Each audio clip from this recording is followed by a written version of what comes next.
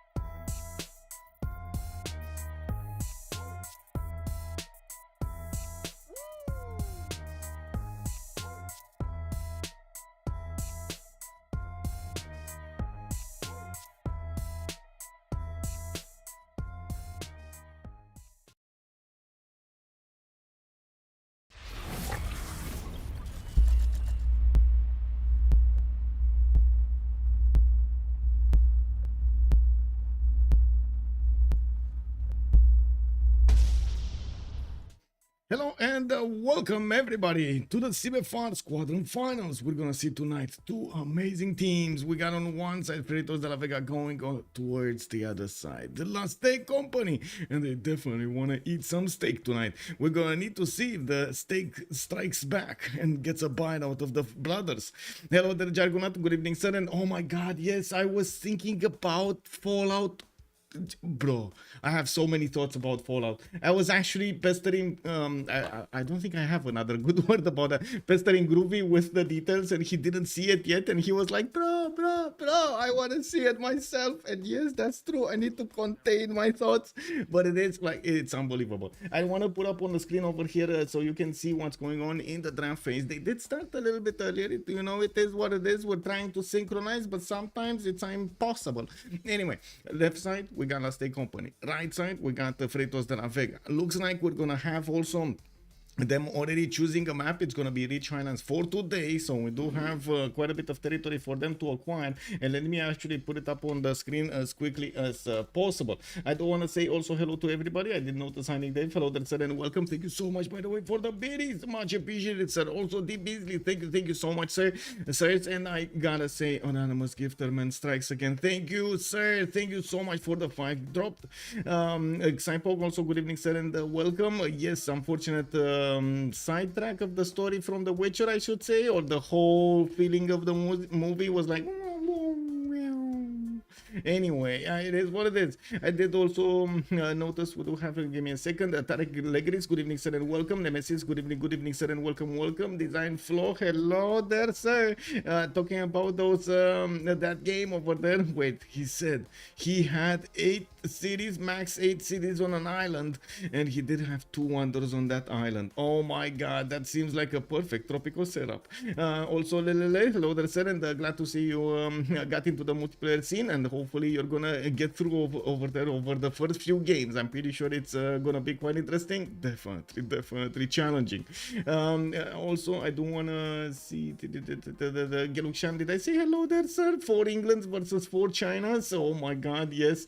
We didn't actually get to see a lot of Englands lately in the games. Maybe we're gonna see a comeback, and we don't know. VBG has been updated, but I do wanna say CivFR Squadrons did start off with 570, and they're gonna remain on 570. We're not gonna have the bonuses that we are used to seeing in the beta in this game. I'm also gonna do a patch notes video probably tomorrow to well, hopefully tomorrow, to talk about all of the changes that got through. I'm pretty sure all of the changes got through from the latest patch notes video that I did on the beta, but we do need to put them in a single video because there were quite a few different changes along the stages of the beta. Project Cisco, also good evening, sir, and welcome. Let me actually scroll up over here. Spear 2, hello there, sir, and welcome. Thank you so much, by the way, D. Beasley, for being over here also on YouTube. Much appreciated. And also also. Hello, YouTube. How are you doing, sirs? I do see Sub Noodle. Hello there, sir, and welcome. Shalno Bardo. Hello, sir. How are you doing? Looking forward to a good game indeed. Let's come back quickly to what's going on over here in the chat. In the pick and ban phase, by the looks of it, we do have Cleopatra and goal being taken out by Last Day Company on the left side. On the right side, we do have Kree and Genghis Mongol being taken out by Freritos de la Vega. Being on Rich Highlands, we're definitely going to be talking about land warfare here. Very unlikely that we're going to see some cannibals smashing cities. We do have also in the other ban phase and also the first pick of the game. That's a really big flex over there with Ethiopia. I gotta say, and I'm going to talk about it. Just give me a second here. We got Theodora being picked up on from Byzantium leaders on FDLV as a ban. We also had Canada and Australia being taken down from them. On the other side, Last Day Company is going to take out Gandhi, Chandra Gupta, both Indian personas, and Coupe is also going to make it up as a last ban from Last Day Company. While Last Day Company did actually choose Ethiopia as a first pick, this is a civilization that definitely can get quite a few amazing stuff over there with its face generation. It does get the benefits of converting its faith to culture and science, which is amazing, by the way. We're gonna need to see that bonus played out if he settles the cities on hills, and if I remember correctly, BBG expanded that into hills and resources. If is it luxury resources, or you can settle on any resources? If I remember correctly, it's any resources, but maybe chat over here can actually confirm or deny what I said, because I'm pretty sure you guys are aware. When I had put Matthias asked me why, and Lord Farquhar from Shirk. Lol. Any resource, okay, any resource. Thank you, Cool Whip. Thank you, sir. Okay, so and definitely we're gonna need to see what kind of potential he's gonna have over there. Maybe we're gonna see those Oromos start to smash cities. You never know with Ethiopia. On we also have as a second pick here from Last Day Company, Sejong being taken down, Korea. While on the right side, Freritos de la Vega, it looks like being taken, not taken down, taken. They actually recruited him as a persona. Freritos de la Vega is going to take out, I don't know what I have without. Is gonna take Rome and Spain as their two leaders. I do have to say, Freritos do seem to go for a little bit more safety over here with civilizations that they are definitely showing up most of the time in our games, and they are doing very well when they're showing up in our games. On the left side, I do want to say I'm already worried with the gold generation on Last Day Company. And why do I say it's a flex on Ethiopia? Because yes, it does have quite a bit of potential, like a lot of potential on the Rich Highlands map, but it hasn't been played out for quite some time in the competitive scene, and this might be one of those times that they will try out something that might not be as expected.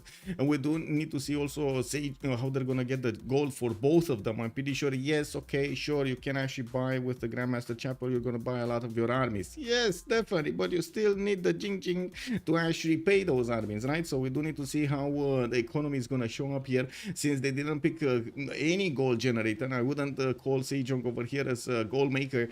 We do need them to follow up with something that will actually carry them through the mid to late game. Early game, I mean, you can actually make it work with some plantations here and there, with some commercials early on, and so on and so on. You sprinkle them through and you get some gold. On the right, let's actually see the final bans here. We do have on the right side both Persias being taken down. Both personas are not going to be allowed in the game. Neither Cyrus. On the other side, it looks like Vizier has been taken out. Is this Vizier? Oh my god, I still confused it too. I'm pretty sure it's the okay, it is Vizier. Okay, Sultan has that funky hat over there. I don't know how to call this. How do you call this? Is a cap? Is a metal cap or something? How do you call this? What the Sultan has in his on his head? Never watch Civ PvP. Let's go. Woohoo! Let's go. Hello there, sir, and welcome. Are there any leaders that are a must ban in this? A helm? I guess it is a helm, right? But do you call it a helm like this? Doesn't it have like a specific type of, like, you know, I don't know. Like it's still a helm if it has horns, but it's still a helm if it has like shields. Panels, maybe it is. What I don't know. Give me Tokugawa or give me Death, Kick W. They changed Sweden to Korea, yes. And they played a little bit. Well, they are giving you Tokugawa.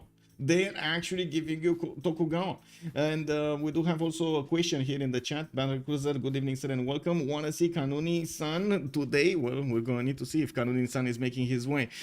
Kind of rare to actually see Suleiman over here getting the games. But anyway, I mean, this shows up like with a pretty good roster already. We got Tokugawa alongside Spain and Rome, while on the left side, Last Tank Company is going to need to fix their roster here. They have 2 more Civs to go. They definitely need the gold, and they definitely need something to do more damage. Sejong is definitely gonna get a lot of science. That's pretty good. Wait a second, Scythia? Guys, what are they gonna do with Ethiopia? Is this, wait, Tithe wasn't +3 in BBG 570, was it? Wasn't this a change they implemented in the last one in 580, the one that was beta? They changed Tithe, so if he can't go Tithe either, so what are they gonna do? Rely entirely on Scythia? What's the last one? The last pick is gonna be Elizabeth. Okay, so that's their goal. They're gonna rely a lot on Elizabeth I to get all of the gold for them. I guess it does have an extra trade roll. That's not bad. Well, I guess we're going to need to see how things will appear over here. Elizabeth I is going to be alongside Scythia, Sejong, and Ethiopia. That seems like there's going to be a lot of pressure on Elizabeth I. Anyway, it looks like we're going to have Varangian showing up in the game. I mean, we've seen him in the FFAs. We haven't seen him that much in these team games, which is kind of surprising. But I guess we're going to need to see how things appear over here to develop. FDRV are winning no matter what. Tokugawa. When I look at their picks, I wonder if they had some secret playtesting with the team that's named largely off stream, and with which they are hoping to surprise FDLV. Oh, yeah, it might be Sergey. That I think so. I think it might be what you're saying over there. Definitely, they did try out quite a few tests. I'm pretty sure they did a lot of theory crafting over there with the civilizations. We're going to need to see if this is the way to win the game. They are definitely putting out an unusual, I would call it an unusual roster. I cannot say right now without actually taking a look at the land if it works or not. The land, I believe it's going to mark the game. I mean, in the terms that you're going to need to actually have all of those bonuses on Last Day Company allowed to develop. While on the other side, I do believe Freritos de la Vega did pick civilizations that are pretty good in most cases. Like you can definitely develop even under pressure, under war, and so on and so forth. Of course, not gonna be the same as Free Simic, but still you're gonna have those advantages. Sejong over there, we're seeing him multiple times how he can end up in rare wars against his next door opponents. Ethiopia, pretty strong, I would say, after Grandmaster Chapel. Before that, I'm not sure he's strong enough to actually withstand something like wait, CTA is on his side. I guess we're gonna need to see Philip II pick up the frag of taking out, and also it's gonna be a sad day if Ethiopia actually gets next to Philip II. It's basically a counter against the civilizations from that use faith, and guess what, with Ethiopia you want a lot of faith. Surprise the opponent and win is a good strategy. Yes, unless you surprise yourself more than the opponent. KW. No Simon Bolivar today. No Simon Bolivar. Yes. Vietnam is neither in the banks nor in the picks. Well, yeah, that's actually quite surprising. But I think wait a second. Is Mount playing? Is Mount playing? So we got oh, that's why there's no Vietnam over here. There's no Mount playing. Wait a second. So we got on one side Last Day Company coming up with Kilad, LDK, Sambro, and Expley, while on the other side we do have Freritos de la Vega with Barsake, Firsos, Spriggan, and Tirits today. Okay, we got Anil over here. I don't know who's that. I don't know who that, but anyway, Kilad. Okay, so we do have Kilad on Sejong. He's gonna pick up the first slot here. Second slot is gonna be Tirits with Tokugawa. He played it before. Definitely, we need to see how he experimented with it. Firsos with Trajan, and we do have also on the last slot Freezer over here. That's probably somebody else. But they do need to change their names back to their original ones. You see how long it takes, by the way. Really, how long it takes for a lot of the players to actually get back their same names after they went into an anonymous or something, or they changed their names for something. Oh my god, it's unbelievable. I've seen actually, I think I've seen players stick with other names for like 3 months in a row. Anyway, who's last pick for the last day company? Elizabeth the First. They picked up Elizabeth the First. Okay, let's actually put up the remap prediction, because I'm pretty sure we're gonna slowly go into the game. Oh, I need to wait a second. I need to actually reconnect. Look at that. I had a really bad 0 MS there. Oh, oops. Okay, so we need to put up the prediction, manage the prediction, start the prediction for how many remaps. 0, 1, 2, 10 minutes. Let's go. Let's put it up on YouTube as well. Also, hello there again, YouTube. How is everybody doing? Let me see what you guys are gonna do about this. How many remaps are we gonna have? 0, 1, or are we gonna have 2? Start a poll.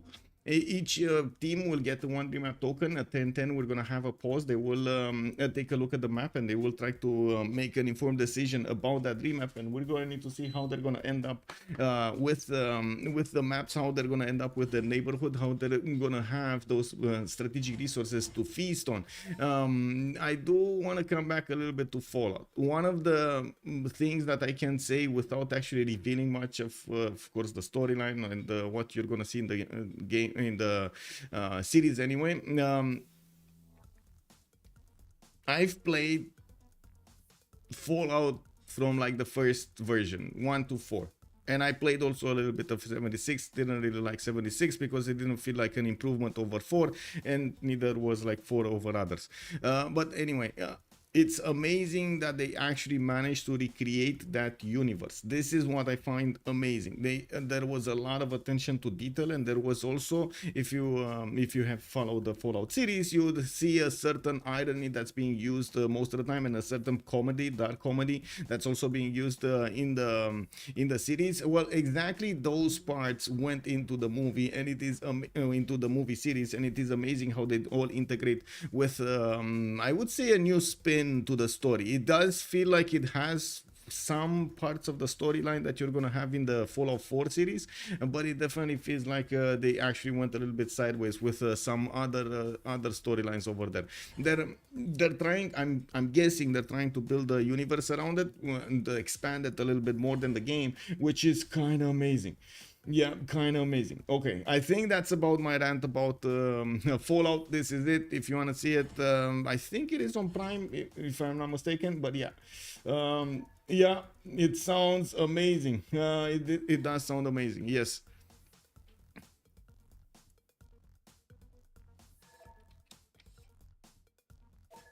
Okay. Wait, why is Vegeta picking Chandra Gupta? Why? Oh my God, he's a Gupta in his heart. He's a very much Gupta in his heart. There we go. He switched Harald Hardrada, the Varangian. Okay, we got LDK actually picking up Sejong here. Looks like Tiris Tokugama First Trajan Sambro is gonna be with Elizabeth Vegeta on Harald Hardrada Varangian. Toku is the best. Hello there, Eddie Coffin. Good evening, sir. I'm gonna transmit my hellos to Athena as well. She's well, she's trying. I mean, we're trying to keep her happy.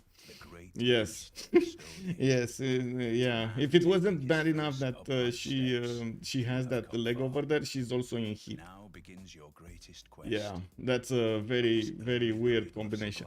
Anyway, let's see what's going on over here in the game. In the game, this is the moment we need to ask the stream: left or right? We go left. We take a look at the civilization starting from Freezer over there with Spain, or we're gonna take a look at the civilization starting with LDK on Sejong on the right side. Cool Whip is already telling us left it is. We got Freezer over here. Let's actually take a look. Where did Monsieur Philippe end up? Where is his capital? No, this is Norway. This is Scythia.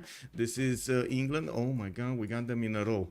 And this is Rome. That means we should actually have Spain in the southern district, in southern quarter. Yes. yes. Now it looks like we got Freezer over here, Spain, in the Gulf of Valencia with a few bananas, quite a few bananas, not very good bananas, but they're still bananas. It looks like these bananas don't have that extra production on them.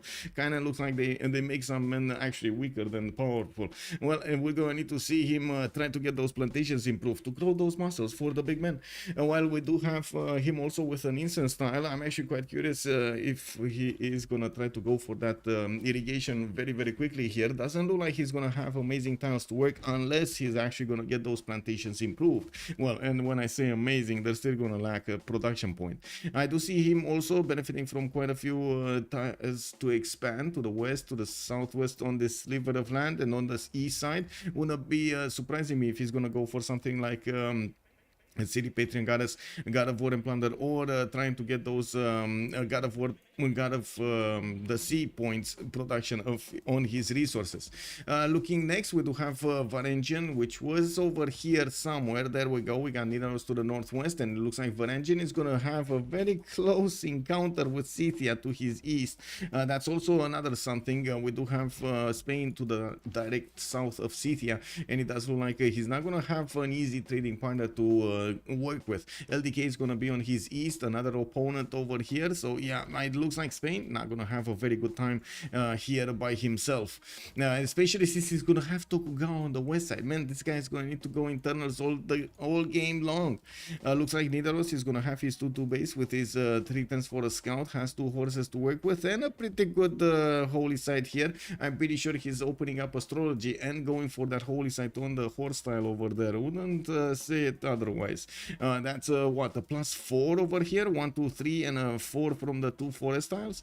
Now we do have him also with another city that he can place on the right style. Wouldn't recommend that. Doesn't seem like the extra food is going to make up for the lack of production. Definitely can go east and north to try to get some more other cities, and I'm pretty sure he's going to have more amenities here, especially with this continent split to the west side. He's going to get to grab some citrus and some coffee from this white America continent on his west. He's on the Laurentia continent right now. Looking at his, of course, neighborhood, Scythia on his east side and west side, does look like he's going to have Rome. Rome is going to be an ally. Not that it will matter that much, but of course we're going to need to see them try to trade on the land. It might be a possibility for him to get one of his cities on the same coast as Rome and try to get those trade routes going for them. This is going to be quite nice for Varangian Norway. Looking at the Firsos next up on the west side, he did have, this is kind of a weird adjacency for rivers, not gonna lie. Anyway, he's gonna have the right style to boost him up, grow his capital very quickly. He's also gonna have a 3-2 banana over here to get some extra food to the southeast. Wouldn't surprise me if he's gonna ask for the gold to get that 1-3 tile, so he can balance out the extra food from the rice tile with the extra production from the Plains Hill. We're gonna need to see him also settle quite a few cities here, but I would imagine he's gonna go inland and not stay that much on the coast. Doesn't really seem it's worth to actually lose that extra housing when you don't really want to go for harbors. You know, I'm pretty sure he's gonna want to go campus commercials here somewhere, some form or another. Well, let's actually take a look at the last one here from Last Take Company, Freritos de la Vega. Sorry, this was Freritos de la Vega. Tirits, and funny enough, I was saying that as I was reading FDLV, Kick W. Anyway, Tirits is coming up with scouting 2 turns, and yes, I do see he's gonna have a 2-2 base. He does have one of these huts to the north over there next to the mountains, and I see his Sea of Japan is not that big. What he can definitely do is get that Matterhorn to the east side and definitely settle quite a few cities on the west as well as the southeast. This is a pretty, I would say, peaceful land for him. Like to the north he's gonna have an ally, northwestern ally. East side he's gonna have Spain over here, which is another ally, but I'm pretty sure he's not gonna be that fond of trading to them. Of course, those internal trade routes of Japan, it's just amazing. Why would you give those up, especially with so many penalties? Anyway, moving forward, we do need to see what's going on here. We do have Ethiopia, Menelik II, and it looks like he's gonna have his 2-2 base without that many 2-2s around him. He did have the extra food from the sheep tile, and I do notice he's gonna go builder here. He's going builder first here. Interesting. And he probably bought that 2-2 tile. because I'm pretty sure the city just grew into a maze. Wow, that's some nice prioritization over there. They wanted the corn, man. They wanted the corn. Bebes many Sanadin original stuff tonight. Yeah. What map is this? White boy, hello there, sir, and welcome. This is the Rich Highlands map. It does have more resources overall, and we're gonna see quite a few of them getting improved here soon. Well, I do see they bought Ethiopia over here a scout. I gotta say Ethiopia is close to Rome, and we're gonna need to see them trade the horns over here, or I should say lock horns for quite some time in the game. If this is gonna be the map, now we do need to move forward towards Scythia to see his spawn over here, because it looks like we're going fast through these turns. 6 turns to get the settler. He does have reef tile to the northeast, giving him access to a +3/+3 if he wants to. Campus, I mean, west side, some of these I would say one-tile lakes that he could go and grab so he can get closer to Norway. I'm actually quite curious if he's going to prioritize trying to go towards the south or the west. It does seem like he's going to have a lot of hills regardless of his decision over here. Those are quite a few obstacles that he's going to need to go through. Well, good thing is enough fresh water to actually settle quite a few cities, enough pastures to get those bonuses towards Kurgans, and we're going to need to see him try to get as many as possible around his territory to benefit from the extra food extra faith and extra production, and the extra gold, not to mention. Now, why 3 naval civs in a team on Highlands? Well, that's a very good question. I cannot, they know something. Yeah, I cannot really say anything about this, right? I cannot easily answer that question, Circus. You caught me. I cannot easily answer that question. It's Rich Highlands. I guess it comes to on the same tone that everybody was saying earlier. Well, everybody, some people were saying earlier in the chat, why not 4 Englands? 4 Englands, that sounds amazing, right? 4 Englands, but no, they actually went for quite a combination over here. Tokugawa with Harald Hardrada and Philip II. Of course, all of these land civilizations, I'm pretty sure they're more than capable of withstanding their own on the land.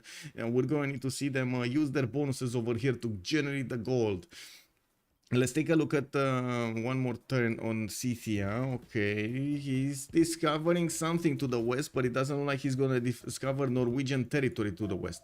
Elizabeth I. Where is Elizabeth? East of Scythia. They could trade at some point, unless Elizabeth gets greedy and wants everything. A pretty good second settle over here on the Krakatoa Wonder on the west side. He does see it, and I'm pretty sure he's going to put a city there as quickly as possible. Not, you don't want to really waste this 4-2-2 tile over here, no?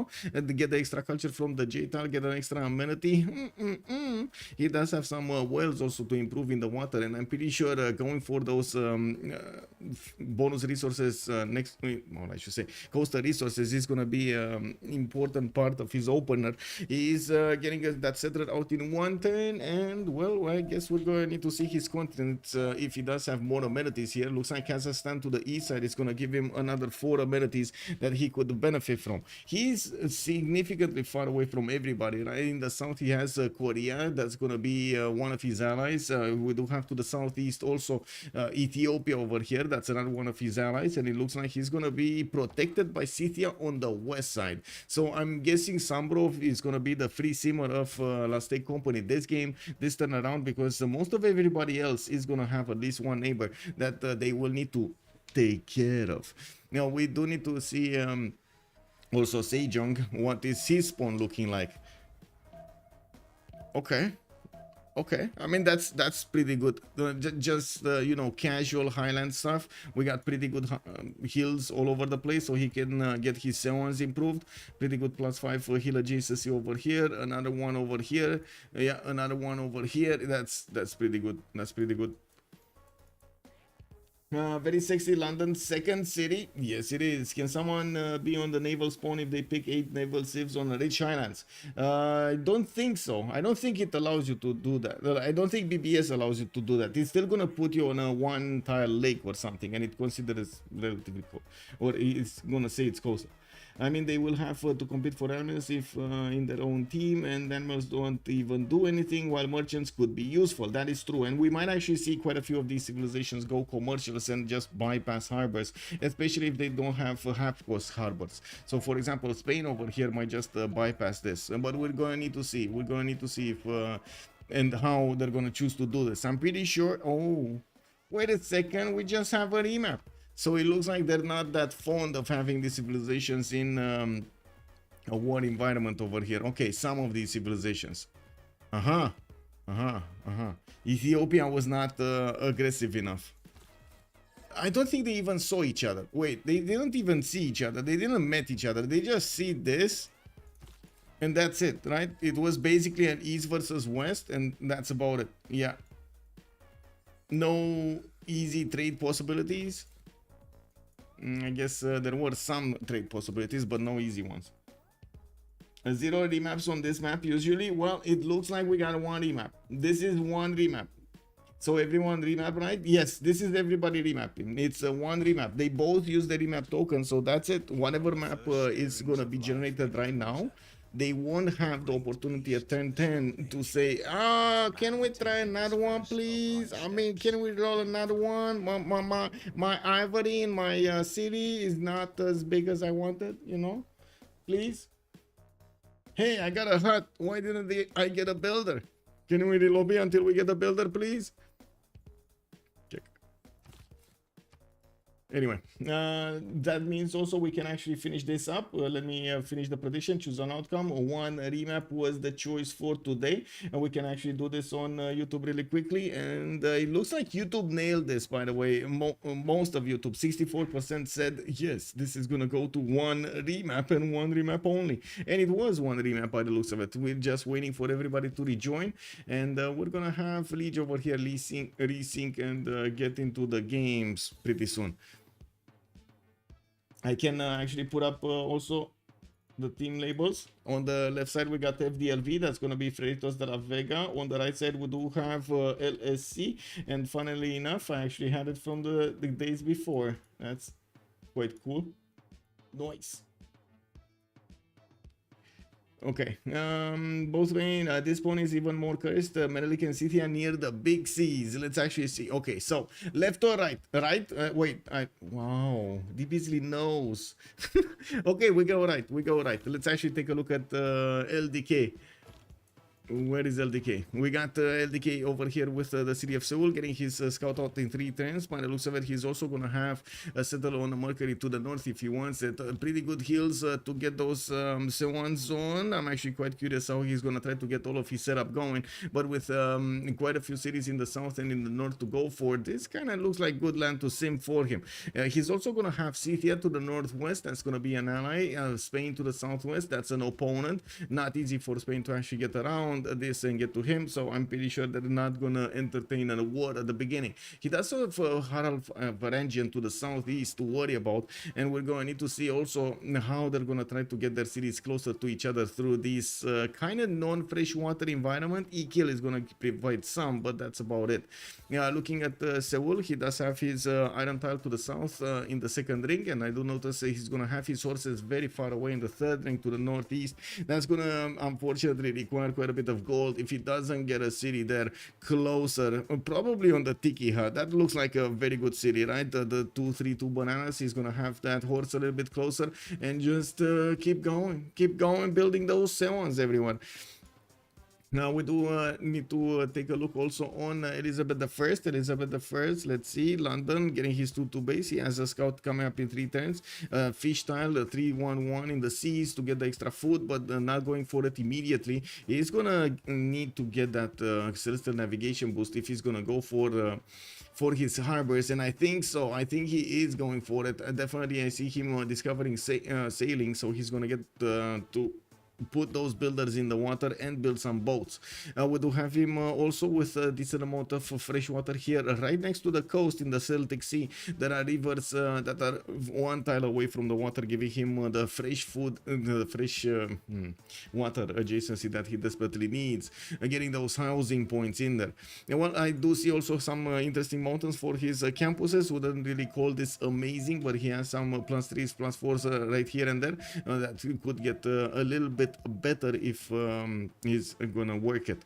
Looking at his strategics though, we do have forces quite far away in the third ring again, and I'm thinking right now Last Day Company should actually be careful with how many horses they're actually going to need, because this doesn't seem like it's going to be easy for them to improve. Well, we're going to need to see where those extra cities are going, and if they are on point with getting those resources on time. Looking at also his item tile, that's going to be much easier to acquire. Second ring on the east, that city will probably grow into it at some point anyway. Looking at Tomeres here next, and we do have him to the northeast of Elizabeth I, and I do want to say it does look like Tomeres, first of all, is going to be a bit too close to friends here, not really close to opponents. Well, he's going to have Spain in the south to go against, and looking at Freezer over here, well, he might not like this. We do have Scythia with the option to actually build a highway of cities that could connect actually to the Spanish borders here. He can use this to butter jump his units towards the south here using roads. We're going to need to see how he's going to try to get his advantages from the land. He definitely has a lot of pastures in the capital to make him want to sim quite a bit. Look at those 3 horses. What is this? Look at those 2 kurgans over there. Oh my god, like 3 and 3. And then another 2, and then another 2, and I see another 2. And what is with all of these kurgans, man? Wow, Scythia, I mean, yeah, he can sim. What do you mean? Yeah, we've seen him sim in the Anonymous. We've seen him. It was so close to get a victory, but then Matthias Corvinus happened, man. Matthias Corvinus with his big bada boom tanky tanks. Well, we do have Scythia also getting his builder out quite quickly, and by the looks of it, he's gonna want to get those pastures and the kurgan down also as quickly as possible. He has an iron tile right next to the capital. He's not gonna need to worry about that.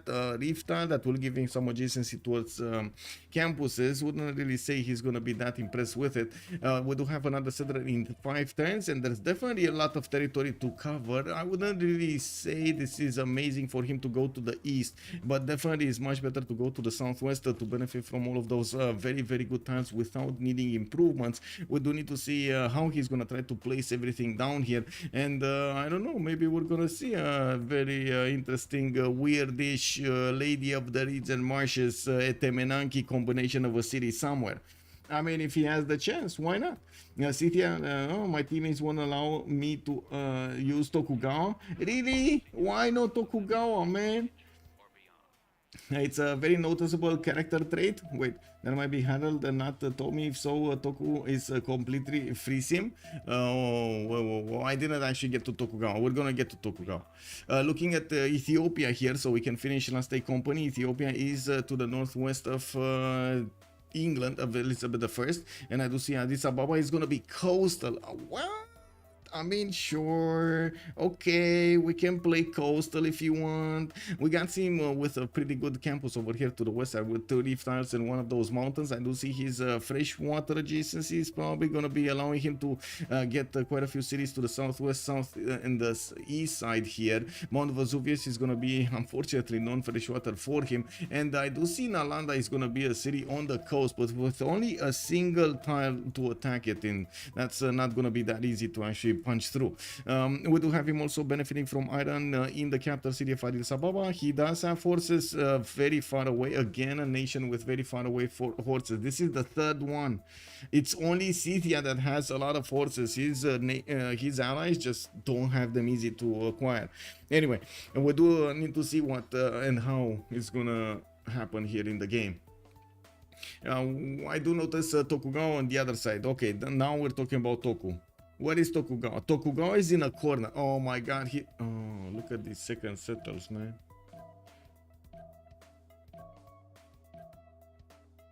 I think he's very happy. I think Tirits right now, he's very happy. He's probably drooling at this land here. Hello there, Alex 2005, and good evening, sir. Also, Nemesis was saying, imagine Civ7 gets delayed and we get another leader pass. Woo! I mean, yeah, I can't discount anything right now. Konstantin, hello there, sir, and welcome. Are people blind? They just can't look at the small text on the leader. Every city contains team names. Yeah, sometimes, Konstantin, sometimes, but I would prefer to have it there. You would be surprised how many people ask me what map this is. Hello there, Urek, and good evening, sir. It is what it is. I mean, you know, sometimes even me, when I'm going on a stream, I'm not going to read every little bit of information, and and I'm just gonna go for the easiest, how do you call it? Easiest method. Ask a question. Right? You're like, oh, what is that name? What is that game? How can I do that? Isn't that what's happening to you? Also, like a lot of you, don't you do the same thing? You just, you know, at some point you watch a stream, you are confused about something and you ask a question. Even if it is like extremely minor, you're just still, that's the first reaction, right? I'm gonna need you to tell me who to bet on. Yeah, well, small soldiers, hello there, sir. Scythian will carry. Okay, okay. Anyway, let's come back to the game here. Tirits is gonna get this volcano to the northwest to definitely settle at some point. He wants the east Lake Victoria settled, and by the looks of it, whoa, he didn't actually meet it? Does he know? He knows, so he knows. Okay, by the looks of it, he's gonna go for the production. Okay, never mind. I stand corrected. We do have him actually bypassing this marble settle, probably for the lack of food, going for the fertile to the north, wants to be closer there, and of course he's gonna have the same seas as Tokyo there in the Gengai Sea. We definitely have him with quite a few chops and 1-3 tiles to work. I wouldn't really say there's a lot more food than we have here, but sure, okay, we can work with that. And of course we're gonna need to see what Tirits is gonna do with putting down his cities, since he's gonna have, check this out, let's actually see, Tirits east side, he's gonna have Elizabeth I, boom, one opponent. Northeast, Menelik, another opponent, he needs to take him down. He even met one of the Ethiopian warriors, just bypassed him in a forest, and these guys were very angry at his own warriors, and he definitely, Tokugawa got the message. This spells doom. Ethiopian warriors trying to cut him off. Another message that you need not pass. And we do need to see how Tirits is gonna try to get his vision over his opponent's cities. We do have also Rome to the northwest. That's gonna be his ally. That's not bad. And Norway to the west side, another one of his allies. Looking at his strategic resources, he does have an iron tile. That's 3 tiles out to the southwest. That's very expensive. And I do see his horses are going to be also quite expensive. 3 tiles out on the east. Well, let's actually see here. He doesn't have any resources, and by the looks of it, well, it would have been easier to actually settle the marble. But anyway, we do have another very good city to the southeast next to the fertile, and to be honest, all of his 4 settlers, like 1, 2, 3, 4 cities, including the capital, are pretty strong. Wait, can he even settle that? Wait, he can't settle this. He won't be able to settle this side if he settles this side.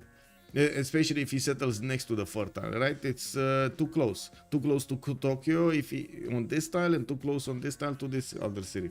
Oh well, I guess he's gonna go for the eastern settles, 1 and 2 and 3. 1, 2, 3. This one will require a lot of builder charges. I'm not really mentioning this because I don't like this kind of poop. This very big poop. It is what it is. It is a bad Norway, and it's not. What do you mean it's not bad Norway? It's good Norway. It's a good Norway. Why did they pick Norway in highlights? Isn't Norway good for early warfare? Not only early warfare, actually. Did you bump your head? Toku is free sim. Toku is not really free sim. He has Ethiopia, and we don't know what Ethiopia is gonna do with his big stick. We need to find out. We're gonna need to see. Okay, there we go. He actually, Kyoto has been settled over here across the river. He's gonna be placed next to that volcano that can explode. It's unbelievable what's happening with the volcanoes in this game. It's like they know.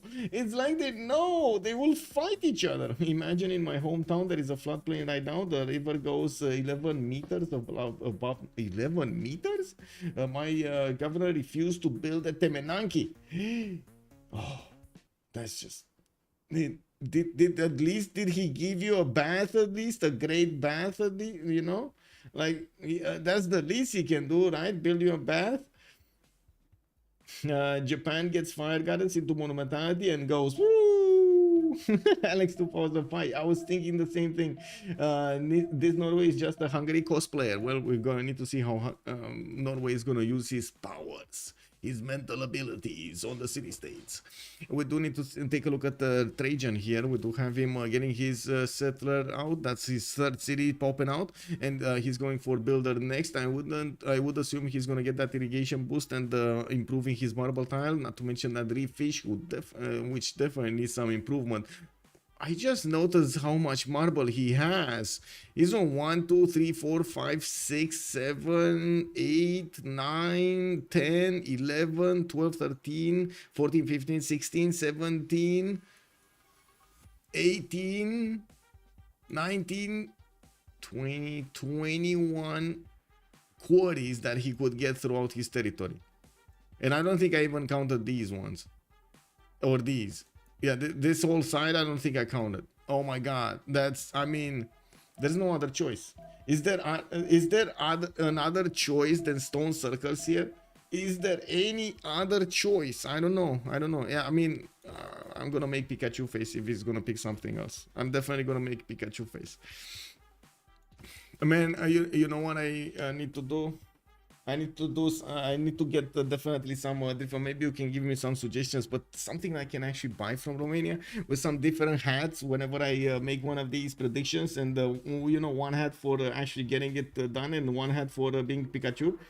He has stones, he has stonks. Yeah, well, it looks like we got Magnus here going in 4 turns in the city of Rome. He's gonna go for those builders, going for the extra bananas to the southeast of his capital, and I do notice he's starting to explore his territory here. Well, he's gonna have an ally southeast, an ally southwest, but an opponent to the west side. That's gonna be Korea, somewhere around here. By the looks of it, we got a Korean settler that's actually quite far away, and of course Ethiopia to the east side. That is gonna be again quite far away for him to go for. I wouldn't be expecting. I wouldn't hold my breath for early warfare on this map anytime soon. Looking at his strategics, that Tarantal does look like very far away in the 3rd ring, while he has another one in the north of Kume in the 2nd ring. I'm pretty sure he's going to need to get a builder and bronze working to improve it. Not to mention, I do see horses to the southwest of Rome. Again, 3 rings out. Very expensive. No horses in Kume. Looking at Harald over here, we got Vegeta putting down his holy sites, and he does have a +3 over here with a +2 next to Nidaros, and I do notice he's gonna have a few reef tiles over here to get some stuff done. Wait, stuff happened over here. What's the win channel points if you make the correct prediction? What? Whoa! Thank you so much, Cisco. I just noticed. Thank you. I was just seeing with my, you know, like peripheral vision. I was seeing colors on my screen, and I was like, what is going on? Sergey also, so position-wise, Celeste Company are pretty grouped up, with Spain in the middle. Yes, Spain is kind of with... I guess we're going to need to see what's going to happen over here, if he's going to be a wrecking ball as he needs to be or not.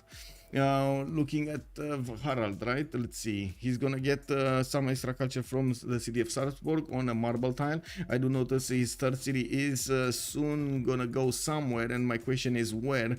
I would imagine he's actually gonna go towards the north over here somewhere, but it's gonna take him a little time to get on those hills and plant a city, and without fresh water. Well, he's still gonna have interesting holy sites to make use of, and I'm pretty sure he's gonna get an interesting religion for us to take a look at. Right now, of course, lacking the culture because he didn't actually get his monuments built. Not to mention, he does have Earth Goddess already as a pantheon acquired. That means he's gonna get a lot of free faith coming up from his land over here. All of this breathtaking and charming appeal tiles are gonna give him 1 extra point of faith. We do have him also finishing up that splendid holy site, and I wouldn't be surprised if he's gonna get his golden age anyway here. 15 production though, not a lot of production, but I guess neither is LDK very productive. We got Freezer also. Let's see, Spain to the far west of Nidaros, by the way. Norway is gonna have an opponent in the face of Korea, while I do notice Spain is getting invaded by a Scythian warrior. I mean, this guy is just here for the beers. Don't mind him, he's gonna be friendly. We got Valencia also getting those traders going. I would assume he's gonna work internals. Doesn't seem like he actually managed to put it on another continent. That's gonna be a bit of a whack. And of course he didn't want the extra housing over there in that city center not move too much to get on the other continent. And while he is going for his monuments right now, I do see new builders coming out from his cities. He did manage to get a city next to Cerro de Potosi, which is also giving him access to some coffee tiles to improve as extra amenities. Not to mention those 2, 3 tiles of Cerro de Potosi that will give him the extra nice and juicy gold. gold. Well, I do notice Spain is trying to fend off the Scythian warrior, mirroring him across the river. He's watching. He's definitely watching the Scythian warrior. What is he gonna do? And we've seen how much it matters that you do try to put pressure on your opponents from the beginning stage of the game, and you do manage, you do try to slow them down when it comes to them putting down cities and getting trade routes worked and so on and so forth. For example, over here we do see that England is also going to get his third city to the south, and I gotta say, I was thinking, well, what did happen over here? He was kind of late on this, wasn't he? He was very late on this, very late. Spain split north-south. North-south. This is not good for him. Also, Alex 2009 says a game against yourself doesn't really work. What ends up happening is that you never get punished on your oversights because the other player, you didn't see them either for obvious reasons.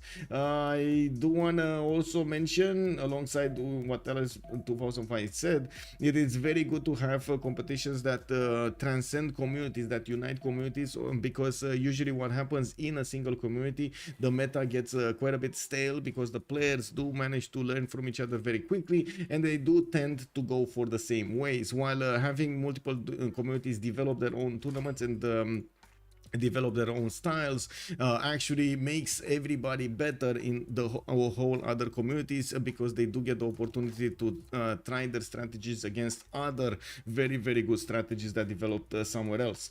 And it is amazing to actually see this happen. Attempting different strategies. Sorry, probably won't be chatting. My computer is acting up. I'm sorry to hear that, Guzankibo. And hello there, sir. Good evening. Good evening. Well, I do notice Norway over here does have a Korean scout trying to get to his settler. Of course, that scout doesn't have a promotion, but it's getting there. It's getting there. It's one step closer. Look at that. He's trying to get in there. And we do need to see if Norway is just going to put his city where he is, or is going to keep on going towards the north. Looking at what's going on here, we do have actually so many units coming out against Spain. We do have some builders also getting out of his cities, and Scythia does have a level 1 scout. That's an alpine scout. He can climb on hills much faster. And taking a look at his warrior here, he didn't actually get to the trader. He didn't get to feast on the trading post here. Well, I do notice also England is putting two more scouts to this, and we're going to need to see if they do manage to actually create a lot of discomfort for Spain, since these civilizations are very close to each other. Remember what I was mentioning earlier? This is probably the worst case scenario for Last Take Company.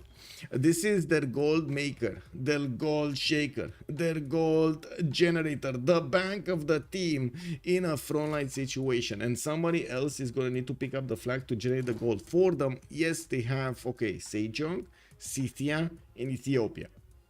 That's it. 3. What do we do now? I think the biggest question is, what do you do against this? Who is gonna be the one that's gonna pick up all of that gold generation? He generates some gold, yes, I mean, you're not wrong, he definitely generates some gold. Is it gonna be enough gold? Because we're gonna need to be talking about hundreds of points of gold, right?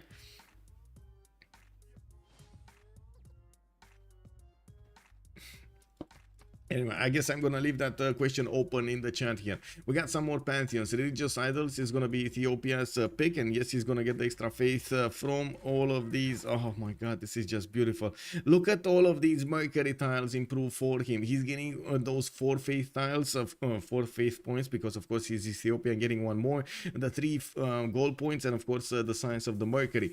He's also gonna have, well, some iron tiles there to the northeast to improve. Not a lot more of these Mercury tiles, to be honest. I was expecting him to actually benefit from a few more, but anyway, that's anyway 12 faith that he's getting right there from that resource, and I'm pretty sure he's gonna want to settle next to others when he gets the opportunity. Well, looking at let's see, Tokugao opening up commercials, guys.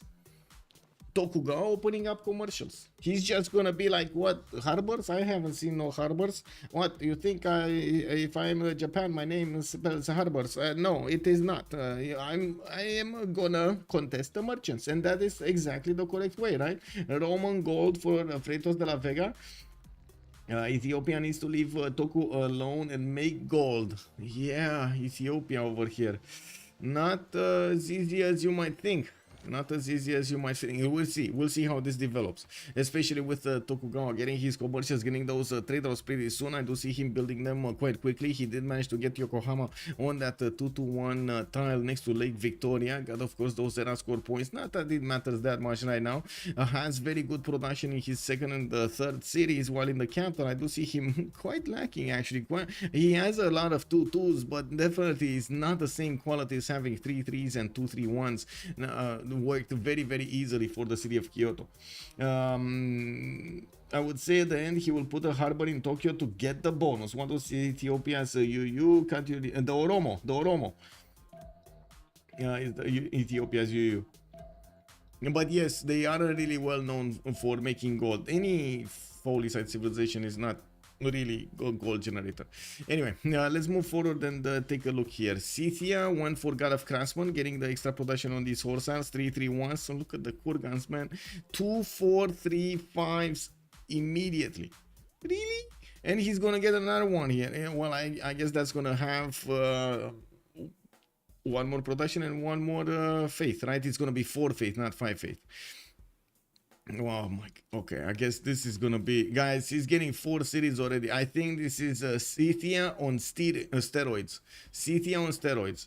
We got him using Moksha there in the city of Kuloba. Of course, we are 10-25, so we got a little bit more time to take a look at the pantheons.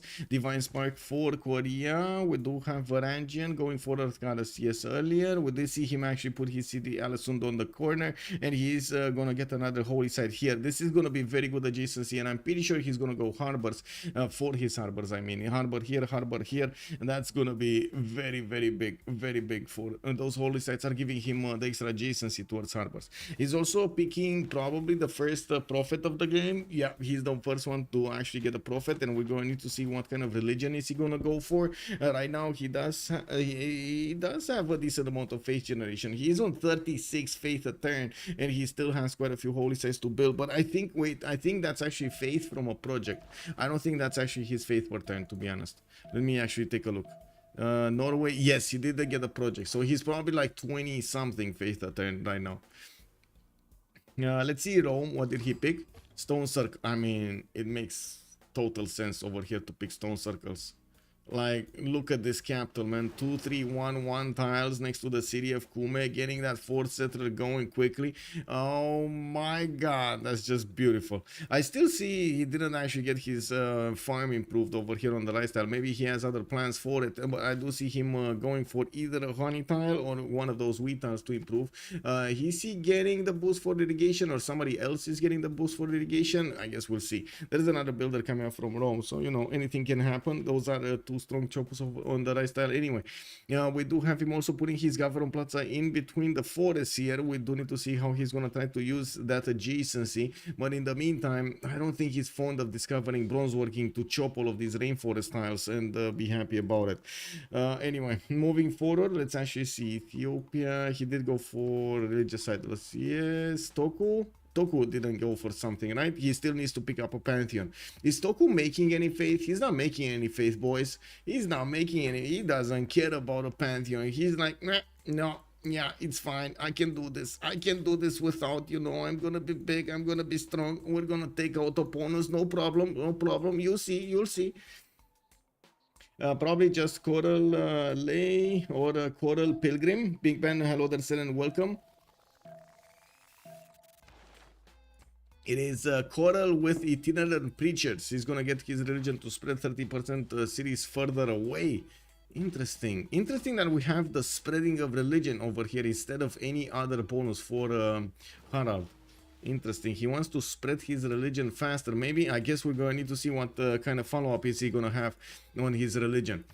We need to take a look at the city-states really quickly with Zanzibar, Mogadishu, Hunza, and Cahokia for the trade bonuses. We do have a decent amount of bonuses towards commercials and harbors, while I do notice Valletta and Kabul are going to be providing the military bonuses. We do also have Ansha and Nalanda for the science bonus. I do also notice Hong Kong with Buenos Aires will be providing the industrial benefits, while Kandy is going to be the only one for religious benefits. We got also culture city-state here, Antananarivo, that's going to be to the northeast of Korea. Talking about Korea here, he did start to put down his Sewans in quite a few places. He has the same problem as Rome. He does need the bronze working to actually chop all of these. And I do see LDK is going to go for horseback riding very quickly in 3 turns. Well, he does have Scythia as an ally to the west and Varangian as an opponent to the southeast. I don't think he's going horses for Varangian, so I would imagine he might actually go against Mogadishu or something here. We're going to need to see what LDK is going to do. He definitely has quite a few more cities to place, and I do see him going for his builders earlier. It does look like he's actually paying attention to Gangnung's population count here, and he definitely wants that city bigger. He wants to build a granary to make it work. Yes, but he does not need double, just more envoys. Yes, but he doesn't have double envoys in the city following this religion. Yes, as Floridian hurricanes always improve buildings. Oh my god, yes, those Florida. I mean, I was just watching yesterday one of the news stories about the climate and so on, and I understand we're actually gonna have a new category for hurricanes soon. Is that my understanding? Oh my god, I guess it is what it is. I mean, the Cat 5s were definitely strong. I don't know what the meaning, what will happen with the next ones. How strong will those be? Those warriors becoming berserkers would be bad. Here from Mogadishu, yes, this would be very bad. Looks like the first scientist has been taken. Aryabhata is gonna be over here on Korea. He didn't manage to reveal Hypatia. It's gonna take a while to get there. While I do notice Scythia has started making 19 faith a turn with just those Kurgans. We do have him getting a wave of builders and a 5th settler from Kuloba, getting his government plaza next to Pokrovka, and probably preparing to put another campus there. He does need his 7th population. Well, we do have Isik also getting those commercials for the extra trade routes, and I do notice is putting a city to the southwest, closer to Spain, but not very close. Of course, we're going to need to see how he's going to follow this up. Now, looking at Ethiopia, he still didn't get religion. I do notice he's improving some more of his resources, and only 2 of these holy sites have been built, while Lalibela is going to get the 3rd one next turn. We do need to take a look how many points he has. Okay, he's on 4 points a turn, so he's going to be fine establishing a religion next turn. Going for Hanging Gardens over here in Addis Ababa for the extra growth in all of his cities of 15%, not to mention more housing. While I do notice Japan is starting to be 9 science, 9 culture, 15 gold at 10, 37 production points, and 36 right now. Doesn't seem like he's very strong. Well, this is well before he's gonna get all of those trade routes going, and I do see Kyoto is gonna finish a market next turn, and I would imagine Tokyo is gonna need to work on one after he's gonna get that government plaza. Well, he still needs 5 more turns to get the 4th population in Tokyo, and by that time it looks like he's gonna use this time actually to get to chop those markets out. Norway hurricane, we got a Norwegian. Wait a second, what was with the Norwegian hurricane? I don't really see anything happening. Did you see anything happening here in the whatever it's called? See, wait, Trondheimsfjorden. Wow, is that Trondheimsfjorden? You want west of Alesund a few turns ago. Soon, I see. Well, we do have. Oh, I see. We got some extra fertility over here, some extra food on these tiles on the coast. And we also have Rome actually getting converted immediately by the cities of Norway. I do see Antium is already converted, Setia is getting converted quite quickly, and of course, yes, Rome over here is one of his allies. That's not going to be a problem. And I do notice Rome is starting to have a lot of production on his side, already on 50 production points. That's the most production of everybody else in the game. Only Scythia is actually on the same part, on the same amount of production with the same amount of cities, 46 over here with 10 science and 18 culture. Well, right now we're gonna see them needing those era score points, and I'm pretty sure everybody got over 19. That's the threshold that you need for a golden age. Looks like Kuloba, there we go, going for the markets in markets everywhere. Markets really everywhere. looking at the Grey people, Japan making 3 points, Scythia 2 points. We got a religion here, Hinduism, work ethic, and cross-culture dialogue, taking that away from everybody else. Work ethic giving him the points for the production, and yes, he is actually going to get that hanging gardens in 5 turns. If he's not going to get to chop it faster, he does have a builder here, but I would imagine actually that one wants to work a production tile, not actually do something like chop. Anyway, we got the trader also coming up from Harar, and we do need to see his golden age and how he's gonna make the best use of his bonuses. We got Ethiopia following the scent of a settler over here, and it looks like we got an archer coming out from Kume. Looks like this is probably the first encounter we do notice on this map where somebody actually managed to put a settler in another direction. Well, it looks like Kume is going to take care of it. We do need to see next turn if the settler is actually going to shift enter in the city center or going to try to go over here on the wheat tile. He can definitely try to redirect it somewhere else so he doesn't spend more turns than necessary to go to the north. Wouldn't be, well, I guess it wasn't that good of a city to the north anyway. It's fine to go to the southwest and benefit from those bananas, but I'm pretty sure he wanted to get a settler much closer to that location. Anyway, we got all of these markets finishing up next turn for Trajan. They do need to pick up their civilization bonuses here for the golden age, and I'm pretty sure we're gonna see them put down quite a few more cities. Now we don't have actually from England any kind of pantheons being picked up. Looks like he's very worried with Spain next to him. Actually, Freezer is gonna put a city right in the face of England, and I do notice his neighbor Scythia got pushed out. Oh my god! Look how many of these slingers Freezer made. He was ready to pounce on any Scythian unit that was going there. And I gotta say, Scythia is just chilling. He's there, you know, taking a sip of a Mai Tai, getting those pinas coladas in his tummy. He's chilling. He doesn't need that aggression over there. No violence. While in the lands of Elizabeth, I mean, I feel like Sambro over here, I feel like Sambro should actually feel a lot of pressure right now. Don't you feel like he's gonna be on a lot of pressure right now? Back to settler, yes. Coupe with huge Kurgans, yes. Why don't Civ6 has a rally point for produce units like any other RTS? That's just sounds, I mean, it does have in a sense, like it's either in the city center or the encampment, but yeah, you can't actually place it anywhere. Is it good to have though? I'm not sure if it's good to have. Like it sounds good, but I don't think in the game as a mechanic it would be actually good to have. I'm pretty sure if it would have been that good, somebody would have made a mod out of it.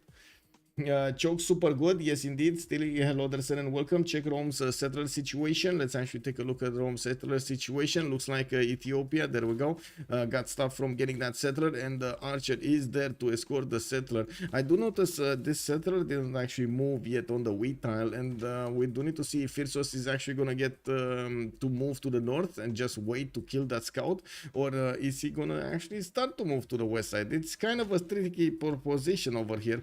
This scout doesn't have movement, but he does have how to say, he does have a promotion, and he can definitely move out, get a promotion, and move on the hills and try to snipe that settler anyway.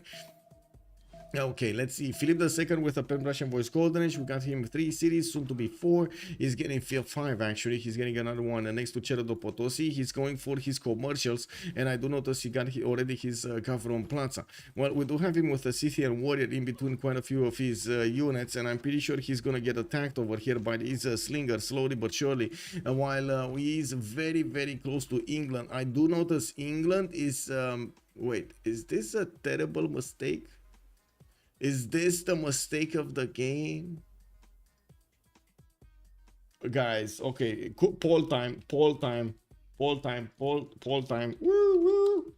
woo. Should England go? And I'm gonna put ... This is gonna be ancestral choice, or audience choice, or the warlord's throne choice. Okay, let's go. Let's go, guys. Let's see the polls go up. Let's see the poll go up. Let's see the opinions of everybody here. By the way, YouTube, how is everybody doing there? Let me actually put it up for you as well. Hello there, Muthu. Good evening, sir, and welcome. I do also see Norwegian hurricane improve many times. Yes, indeed. Also, Victor, hello there, sir, and good evening. Yeah, we had quite a marathon over here for the streams. Yes, indeed, we did. We're coming back. We're coming closer to the CWC, and I'm pretty sure the activity is gonna ramp up. We're gonna need to see how everything goes going into the summer. Yeah. This definitely, like, right now, everybody chilling a little bit after the qualifiers, but then boom, the CWC. Let's put up that poll. Let's see what YouTube should. That's not a should. Okay, should England go? And says,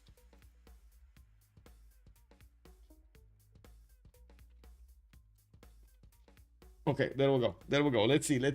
What is everybody? I'm watching the polls right now. I'm watching the polls on both YouTube and Twitch. What is it going? It looks like audience is 12 votes on audience, 7 votes on warlords, only 2 votes on ancestral. So he's definitely out of the meta over here, or at least out of the opinion of everybody else. YouTube just put the first. Oh my god, I just realized I actually wrote England. I'm sorry, it's England. Warlord's Throne is getting voted by 86. Okay, we got quite a few votes going on. I do see 1 vote into Ancestral Hall. Okay. I can't vote, but I would say audience. Wait, why can't you vote? This is not a prediction. Wait, you can't even vote on this? We're democracy, bro.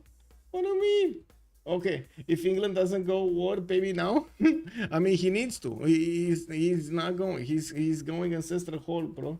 He's actually, that's why I started the whole discussion. I mean, I get it. I get it in the sense that he feels that he's gonna have these mountain chokes to defend himself with, and he wants to get those cities out as quickly as possible. He's definitely considering that extra percentage that you get towards building settlers and getting the free builder, which is also amazing, is gonna put him up to be competitive with his next door neighbor, which is gonna have quite a bit more territory to benefit from, and of course quite a bit of production also alongside it.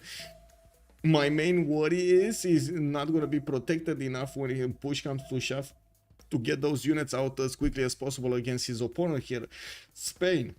And Spain, on the other side, we do need to check out what his choice is going to be for Government Plaza. I do see he selected something, but he didn't actually finish it. I do see him getting a horse out in 2 turns from Madrid, and we need to keep on going. We need to keep on going here. Yeah, it looks like audience wins the day on Twitch, and we do have on YouTube Warlord Throne 89%. Okay, I see. Hello there, papas, and good evening, sir. Cloud is also saying Ancestor is crazy while being so close to Spain. Yeah. Also, by the way, great improvement for your channel for the last 2 months, I guess. Thank you so much, sir. Thank you. Chat has become much more active and online is growing. Congrats on that, you and the whole Civ community. Thank you so much, sir. And I do hope, of course, we keep putting bricks in the community, 1 brick after another. I can see the poll, it just doesn't show options. Wait, really? That's so weird. I'm so sorry, Alex 2000. I'm so sorry. We do have to take a look here at Veget Monumentality Golden Age on Harald. We do have him on 5 cities. I do see him getting his harbors down, and like we were talking about earlier, these are going to be amazing. +8 harbor over there, another +6 over here. I'm actually quite curious what he's going to do with the one in Sarpsborg. Looks like he is going to choose Magnus in that city center, and he's gonna put his Government Plaza. He's gonna specialize Sarpsborg as being the center of his trade routes. And we do have also him with Rome to the northeast, and we do need to see what is he gonna actually do, if Rome is actually gonna be happy enough to put a city on the right style to get some coastal trade routes going in between them. This is gonna be very important for their gold generation. 12 science and 27 culture.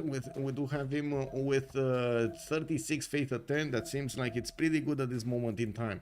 Yeah, we do have also Rome, 13 science and 33 culture. It looks like he's 5 cities, going for another 2, going for the 7, and finishing up his commercials in the meantime. Not getting enough points for the great merchants to actually recruit one, but he's getting there. He's starting to acquire quite a few and padding those numbers up. 18 gold per 10, 61 production.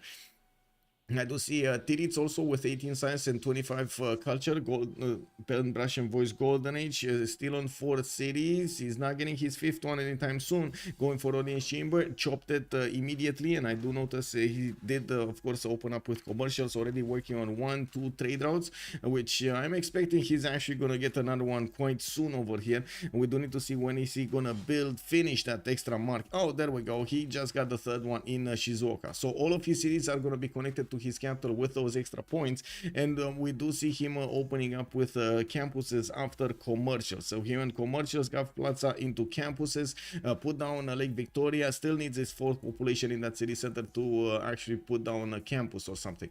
Looking at the other side, we do have Menelik the second with 200 faith in the bank, 58 faith per turn, 3 cities getting audience chamber, and the 4th city from La Libela quite soon. I do have to say he spent quite a bit of time to get the hanging gardens, and he's gonna get the theater square here from Harar to benefit from the extra adjacency. Has quite a bit of faith generation, which he used to chop, get builders and chop quite a bit of his territory. Has a 4th city moving to the east. I would have expected him to actually be right now with 2 settlers out, but it looks like he's a little bit late on this. We do need to see if he's gonna catch up in terms of city count with everybody else. Don't get me wrong, his stats are definitely competitive. It's more just the sheer city count that I'm watching. XP 17 science, 34 culture. We do have a pen brush and voice golden age on Scythia, 5 cities, and I do notice we do have God of Craftsman coming up here from him to get those extra production points. I do want to quickly check what's going on here, because I saw horses coming around, but I didn't see them getting anywhere. Oh wait, there are some horses coming from Scythia so far in the south. Really He's actually attacking Toledo from so far away. Okay, I mean, I guess he did want to get some horses there, and in the meantime, why not make use of them? And we do have XP managing to get that pen brush and voice to give him those 35 points of culture per turn, while he does have 74 production points. A lot of that is coming from these amazing tiles, the kurgans that have been placed next to his pastures. It looks like he's gonna get another city here soon. 246 over here. He did acquire Marcus Licinius Crassus as a great merchant. And I do notice Tokugawa did get Zankian for an extra trade route capacity. A big win over there for Tokugawa to get an extra trade route.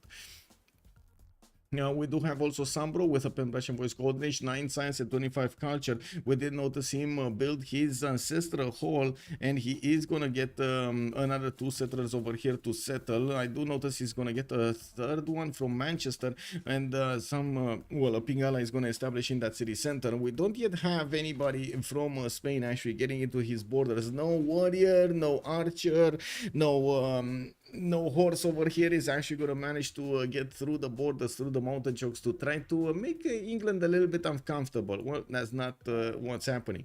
We do have him putting down some campuses for the extra science, and we definitely have him with a lot of chops. But he is going to need bronze working for the majority of the chops, since they are rainforest. Looking at also his economy, he is right now on 17 gold a turn, which is not that big, and he does only have 42 production points versus Freezer's 55. Not to mention that science is the size difference between them is starting to be a little bit of a concern here.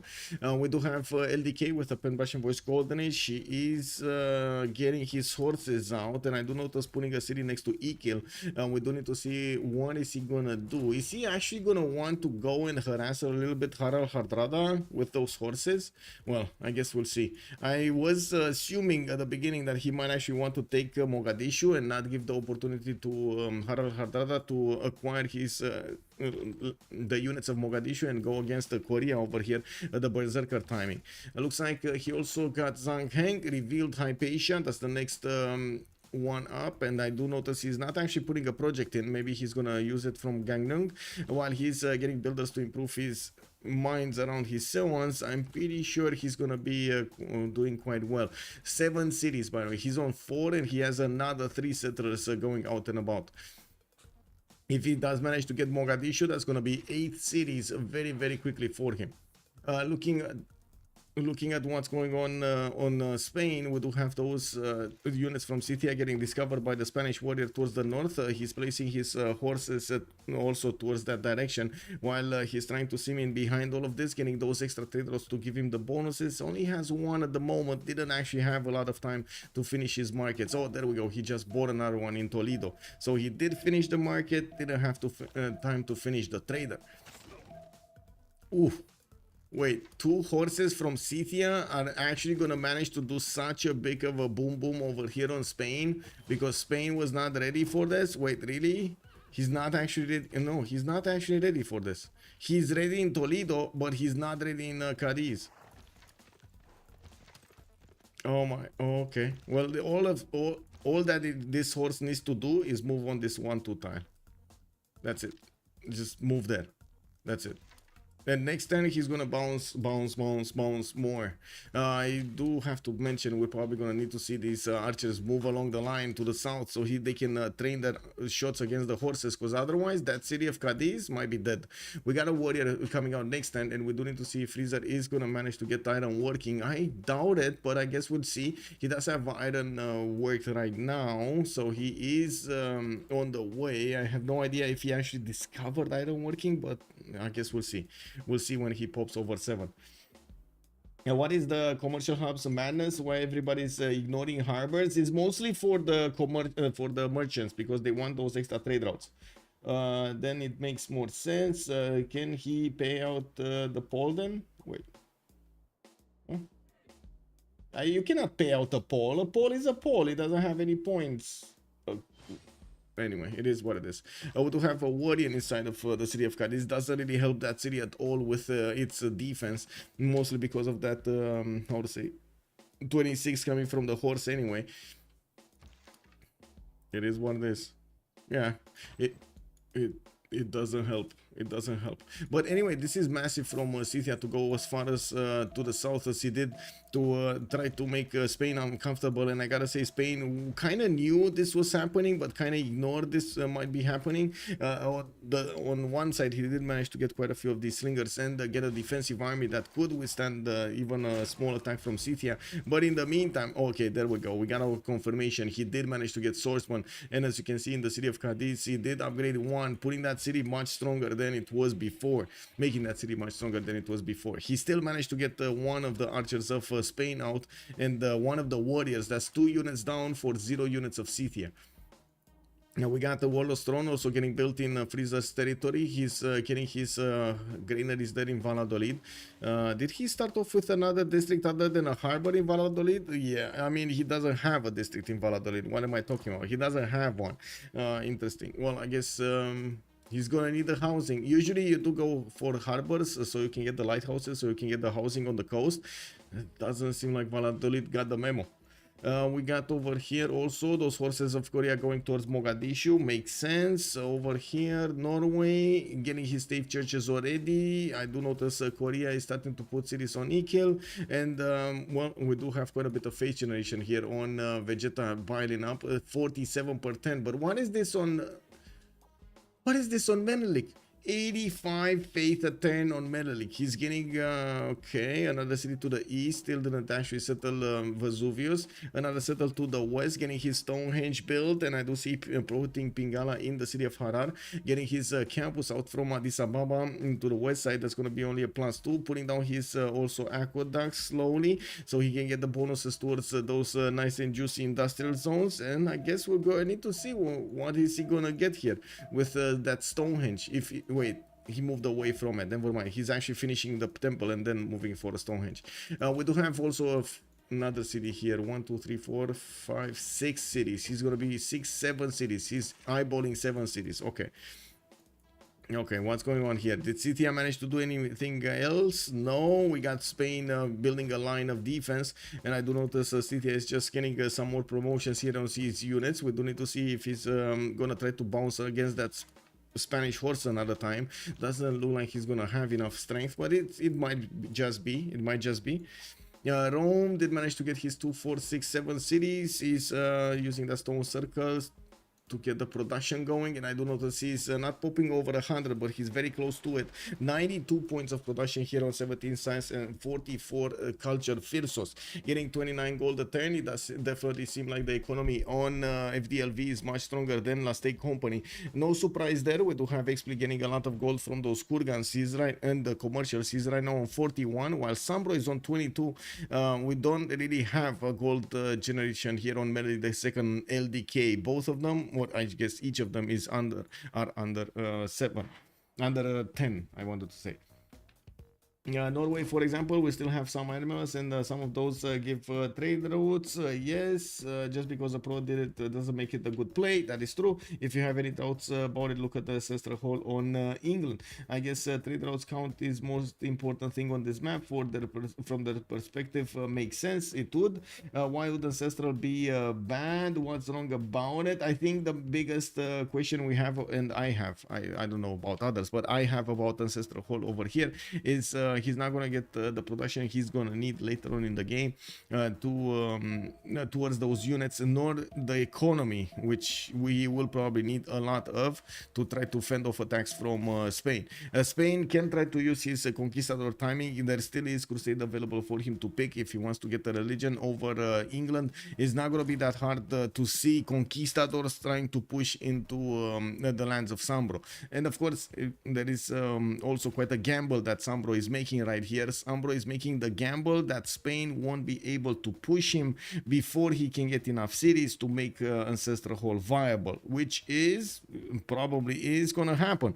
By the looks of it, we do have Spain over here getting stopped by Scythia. This was an extra information that we didn't have earlier. This definitely adds another layer over here of complexity to what Spain is gonna need to do. First, needing to defend against Scythia, and then trying to make sure he's gonna have enough sim to do something against England. While England is not going to be bordered by this, Spain is definitely going to have a challenging future here. Well, we do have him already with 37 science and 30 culture. That's him not benefiting from that many campuses, but he does have a +3 in Cadiz, while he did manage to establish Governor Pingala in the capital. Wait, is this Pingala internals? This is Pingala internals, right? For Philip II. We got 1, 2, 3 traders that are giving him each 3 science points. Because I don't see him otherwise how he would have so much science at this point. Not really hard to take, and Spain can easily get ranged units to hit, while England can't have ranged units in their cities. Hit 2 tiles out. Yeah, England was already on 4 cities before Ancestral. He needs to go to like 8, 9 to... Yes, exactly. He needs to go 8, 9 to justify it. Yeah, basically. Not sure he has enough land for that. We're going to need to see. We're going to need to see. He made a gamble. We're going to need to see if the gamble pays out. Let me actually check my screens here really quickly. Yes, there we go. I needed to take this off. This. Okay, do not forget Ancestral Hall has more benefits to defend close opponents than audience. Okay, let's see. Let's see what Spain is going to do here. Is he going to manage to take down another unit? That is one of these swordsmen that just got put into that march tile, but I don't think that's a good idea to take him out, especially because of the counterattack here. Scythian units can definitely do quite a bit of damage. They are not going to have the ability to go against Cadiz. And I just hear a lot of zoom. It sounds like somebody's upgrading or buying or chopping a lot of units. Is this actually Rome getting Temple of Artemis in Cume? Did he just manage to get to his feudalism timing and he chopped every one of his builders or something? Did you hear some? There were like 10 sounds that were in very, very close proximity. Well, I guess it is what it is. We do have Norway here also getting his benefits from monumentality. He did manage to get to 77 faith at 10, and he's now on 30 science and 57 culture. Definitely quite a strong start over here, even if he's gonna have Korea to the northwest.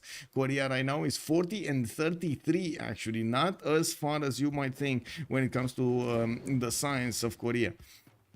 We do have the safe churches also finishing up, giving Norway more production points, more faith points. Right now on 72 only. We got the settler coming up in 4 turns, another 2 settlers actually coming up from the cities of Norway. And I do see he did finish he did finish pyramids for that extra builder and the extra builder charge. And very, very nice, very nice. I wanted to say not bad at all. We do have him also with his religion spreading into Rome. We do need to see if he's gonna get a belief that's gonna be useful in the lands of Rome. Wait, can he get that science one? Can he get the campus and commercial one alongside the spread? I don't think you can get both, right? You can't get the spread and something like the ministry or the other one, or can you? I always got confused with those categories for the different types. Also, this is rich islands in England is on grassland, so ancestral is way better than audience. I like the world on Spain. He's in a position to disrupt 3 people. Totally worth sacrificing your game for. Yeah, Japan somehow has a very low city count. Yes, that's true. He's only on 5 cities. He didn't consider building more settlers for the cities on the west or the north are that good. He did manage to get Nagano on the other side of Lake Victoria, and that's about it. Wait, isn't this kind of like in real life? Isn't Lake Victoria that lake in the north, like the big lake in the north of America, between America and Canada or something like that? And you have like, it's like an inland sea or something. You have to slow down on Tokugawa. Trade routes are very juicy with completed districts. That's fine. Well, right now he's getting another 2 settlers here from Kyoto and Tokyo, and I do notice he's building up his amphitheater count. We do need to see what he's gonna do with the points here, because you've seen how important it is to get the early writers. Right now Ethiopia is on 1, Japan is on 1 as well, and nobody else is making some. And while Japan is on 6.9 great merchant points at 10, we got Spain on 5. Looks like Korea is on 5.7, Rome 6.9, and Scythia is actually the highest one here with 9.2 points a turn. Is getting another 3 settlers, 4 settlers going, 5 settlers going. Scythia actually wants to be on 10 cities quite soon, while he's starting to set up his aqueducts for the production of those industrial zones, for the adjacency of those industrial zones. Looks like Tokugawa strikes against him and takes out his campus over here next to Pazirik. Well, that was a 0 adjacency campus. To be honest, he didn't really lose anything, did he? I thought Lake Victoria is in Africa. Oh, it is in Africa, is it? Okay, okay. Yes, it is in Africa. Let me actually take a look. Lake Victoria. Yes, it is a lake in Africa. That is so true. Wait, where is it? Between Uganda, Kenya, Rwanda, and Tanzania. Okay, what's the other one called in the States? It's the Hudson Bay? No, not, that can't be. Or is it the Hudson Bay? I don't know which one is it, to be honest. Oh, this. What is it? Lake Superior, man. Lake Superior. I see. Lake Superior, and there's another one that actually it's written like very, very small, and I Michigan, Superior, and another one, like the big lakes. That was there we go, that's what I was referring to. Lake Michigan too. Thank you. Yeah, the Great Lakes. Yes, I was meaning the Great Lakes. Well, we do have England. Actually, check this out. He's coming out to the party, and Sambro is going to put a city right in the face of Spain on the other side of the mountains of London. He's going to want to expand this defense that he will have. That also expands the amount of tiles that he's going to need to defend in. And by the looks of it, Spain is bunkering down. We do have Freezer still on 37 science with 38 culture, while Sambro jumped up to 34 and 42. There are definitely quite a few more cities that Sambro is going to get to settle over here. By the looks of it, his production queues. While on this side, Spain looks like he's gonna slow down. He did manage to get his general, and I do notice also England is trying to go for a general. Those kind of seem not that many points, right? England is chopping one. Rome is Rome gonna get one? Wait, why does Rome want a general? Rome next to Tokugawa. He has Korea to the west side. And to the east side, he has Ethiopia. Okay, they're not very far from each other on either side. I guess we're going to need to see what Freritos is going to do. He did manage to get his Temple of Artemis here in Kume. And I do notice the setup for the bats is working quite nicely. We still have 7 more turns for them to acquire those points for the era score. While I do see Pingala is establishing in Kume. We do have Freritos here still only on 22 science and 55 culture. Definitely a lot of production. 119 points of production. So Spain does not have a split city? No, he doesn't have a split city. No. This is kind of bad. This is kind of bad for him. would have been amazing if he would have managed to settle that iron tile. But I guess it is what it is. He did want to get internals anyway with Pingala to get the extra science points, and by the looks of it, it does seem like he's gonna get attacked here by England as well as Scythia from the north. Doesn't seem like there's gonna be that much of a ruckus in his territory. There are a decent amount of units here for this attack to be stopped. Anyway, we got another campus here in Valladolid. Gonna get it in 4 turns quite easily. That's a +3, isn't it? Yeah, it's a +3. Getting more Cerro de Potosi tiles while he is building a galley. They're definitely going for those era score points. Aqueducts finishing. We got settlers finishing already. Industrial zones coming up from Korea. He got to his that's gonna be his third district choice. He went Sewans into Gavron Plaza into some commercials. No, he didn't. He bypassed commercials entirely, and he went for industrial zones. And I do see 1 commercial, 2 commercial, 3. Okay, three commercials. Okay. Okay. Getting Pingala in the city of Sangju, and well, he did have Divine Spark, so he should have a lot of these points. 12.6 Great Scientist points a turn. Did he manage to actually get Hypatia? He did manage to get Hypatia for the free library, while I do see Scythia did manage to roll Marco Polo. That's the second one of these merchants that do give an extra trade route capacity. I do see Zankian, of course, got acquired earlier by Tokugawa. Ethiopia getting his Stonehenge in 2 turns, getting another settler from his capital. He's putting another 2 soon, and I do notice he's gonna get quite close to Birmingham here. We also have quite a few commercials also being placed down. Looks like we got Menelik over here with the mission to get the gold.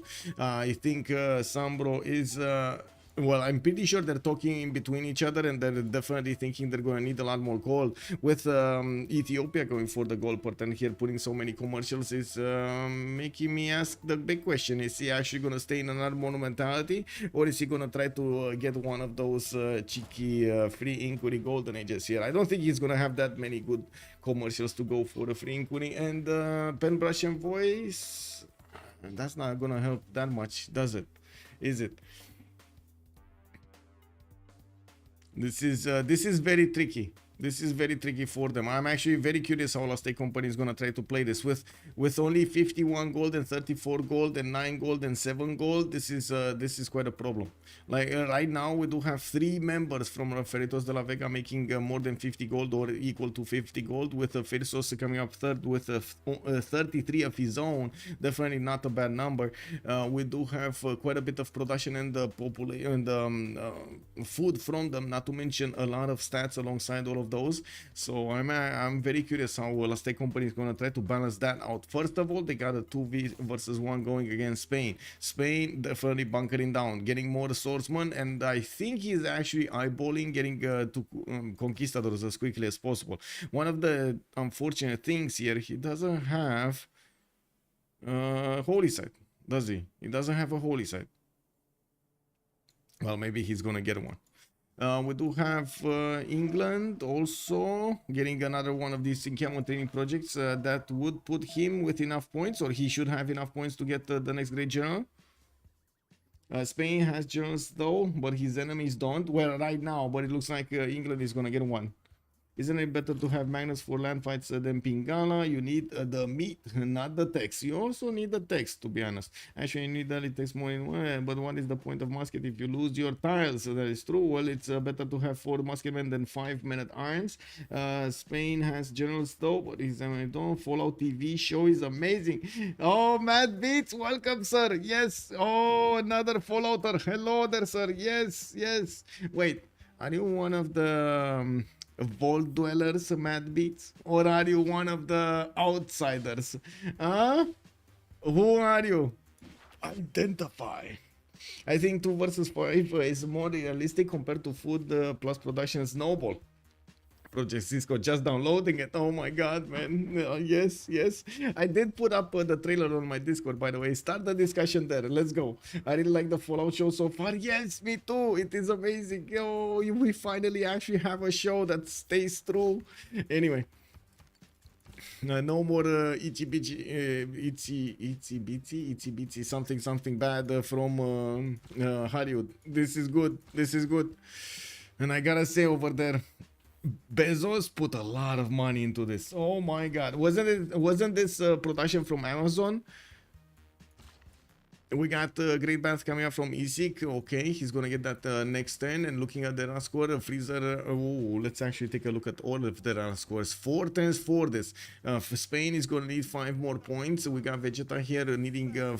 Not needing anything. He did manage to get the necessary ones, and I think Valladolid is gonna put down the first splendid. No, it's not. It's actually the second splendid. That's a +3 here in Cadiz. Oh, he might not have the necessary points. Okay, Firsos 3 points. That should be fine on him. He doesn't have a boat, nor does he have how to say Legion. I'm pretty sure he can get the warrior to upgrade to a Legion. He just needs that item working, and he's gonna get divine right. He should be fine. You also have Freezer going for his own divine right, so I think that should be fine as well. We got Tirits. Let's see, 59.62. He needs 3 more points. Looking at Tokugawa, we do have him with a few horses being sent towards the north, and I gotta mention we do have Korea managing to take down Mogadishu. I forgot to follow this up, but I do want to mention it now. He did also recruit Isodor. Looking at Tirits, he did get Nagoya in the distance between it and Norway. A bit unfortunate placement for the city of Nagoya. That seemed like those traders already built the road alongside it, not on it. So Reina plugged in, not gonna help that much. Or does it? I don't think it does, right? It needs to go through the city center, so Reina helps you. Anyway, gets you that those extra points on you. What was it? 4 extra? Yeah, 4 extra gold per each foreign trade route passing through the city. Okay, is it the city tile or is it the city tiles? Is it the whole city? Does it matter if it's the first ring, is the second ring, third ring? Does anybody know?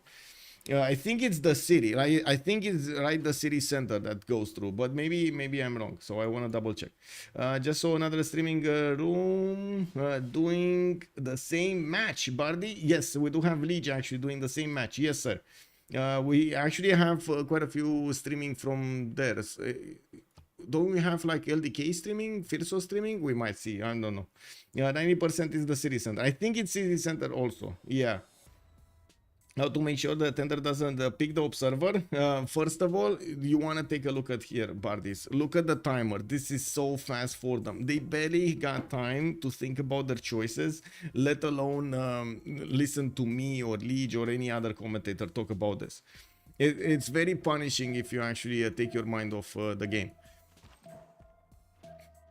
We do have to take a look over here what's going on.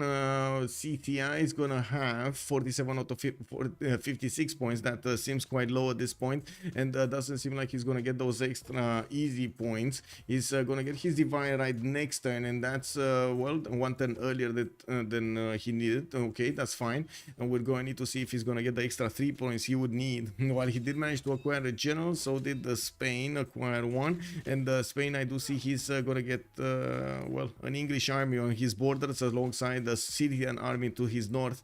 And while he's starting to put some cities in the south, we do need to see him actually populate all of that coast with other cities, not to mention the east side. To the east he has Korea, but I guess we're going to need to see if any time soon we're going to see Spain actually getting attacked by Korea. Looking at also Elizabeth I, we do need to see 46 out of 53 points. This is kind of bad. This is kind of bad. If he doesn't actually get his golden age and his next door opponent gets it, this is kind of bad.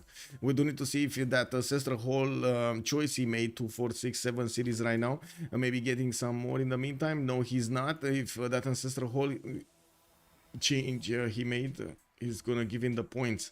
I'm very curious here if gonna give him the edge, not the points. We do have him putting down a governor plaza in a space that he could get more to campus adjacency, another city towards the north of London. That is gonna be same continent, and of course he's gonna be having it in a non-freshwater position with a +4 campus, easy to improve. getting a few more swordsmen to go, while in the science, I do have to say Sambro is 43, while Freezer is 44. They're basically mirroring each other in almost all stats, except the food. Sambro definitely has significantly more food. Looking at LDK popping over 100 science here and 54 culture, you can imagine he's gonna have quite an interesting game. 169 production also, but I do have to say on the other side, Firsos is 178. We got also Tiritz 157 and Vegeta on 139. It doesn't seem like he's getting that advantage that he really wanted against Vegeta. Well, the science is gonna be different next turn. I should say in the next turn is when we're gonna see Norway here pick up a free inquiry golden age with so many good campuses. She should be mirroring Sejong science. We got quite a few more science points coming out from Korea, to be honest. Looking at what's going on here, he's building up his university count, getting more Seons on the eastern cities, and of course gonna get those libraries inside each of them. Getting that extra point for each library from Hypatia is gonna be quite valuable. Putting also city parks down for the extra culture and the science, I do notice he's gonna get a significant boost from that in his amenities, and we do have him on +0 right now. Some of these cities are +3, but not many of them. Doesn't look like at the moment he's managing to help out his empire get to a happy position. Well, we do have those horses trying out the Norwegian defenses, and they're gonna mirror each other's armies here. I do notice that also Rome is getting more settlers in the meantime, while in the score screen here, let's actually see what happened. Era score screen 57. Okay, Freezer got it, Vegeta got it, Firsos got it, Tiritz got it, Satan got it, as in that's I don't know who is that. That's Kilad, right? That's Kilad on Ethiopia. Expli 2 points out. Sambro got it, he's 54-53. LDK got it. So it's just Expli over here with Scythia that will require 2 more points from somewhere. I think he was asked to slow down so England can make a golden. What is the prize pool for the CivFR squadrons? I don't think they have a prize pool. I don't think CivFR squadrons have a prize pool, or not as far as I know.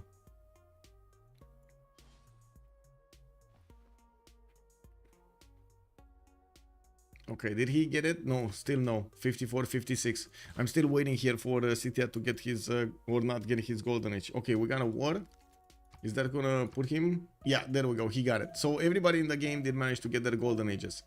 Okay, very nice. Let's see what they're gonna pick next time. We got a few more of these CCN units getting into the borders of Spain, and it looks like we will see another wave of attacks here, trying to keep up the pressure so Spain feels it. We do see a lot of these Spain pre-built units. Freezer is gonna go for his mathematics to slowly inch forward towards education, while I'm pretty sure he wants his military engineering. He wants a little bit more science also.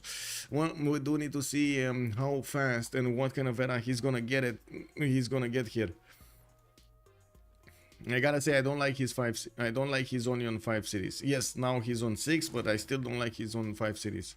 I understand he needed to bunker down, but it looks like what Sambro did over here and taking that ancestral hall might actually be exactly what he needed. He went greedy. He didn't get punished by Spain. He got assisted by Scythia over here to keep Spain in check, and by the looks of it, that actually gave him enough time so he can actually get his stats up, get what he needed. Okay, free inquiry golden age for Freezer, 70 science, 28 culture. Sambro, free inquiry golden age, he's on 45 science and 30 culture. Wait, what? Okay, that sounds a little bit low to me. Vegeta, let's see, he's 88 science, 75 culture. That doesn't seem like he's in a free inquiry. He's actually in a pen brush and voice golden age next to Korea, and that actually might be spelling a disaster here for him. We're going to need to see how quickly he can actually add the points for his science capacity. He's building up his libraries and definitely taking a chance over here that LDK is not going to have what he needs to pull off an attack against Norway. I did notice we did have missionary zeal actually acquired for Ethiopia. He's going to want to spread that religion in his allied territory, and we're going to see him bank up on those science points from it. Oromos are getting ready in the city of Gondar, and we do have an unsuspecting Rome here Uh-oh. Woo, woo, woo. Yeah, it is time for Kilad to get going. XP, Pem Russian Boys Golden Age 55.34. That's actually kind of low for him. And I do see Sambro is actually 61.30. Okay, and LDK 146.60. We got a 2-minute pause for the World Congress to get going, and we're gonna need to see what are they gonna do. Let me actually. Oh, I go A. I'm actually on the top slot right now.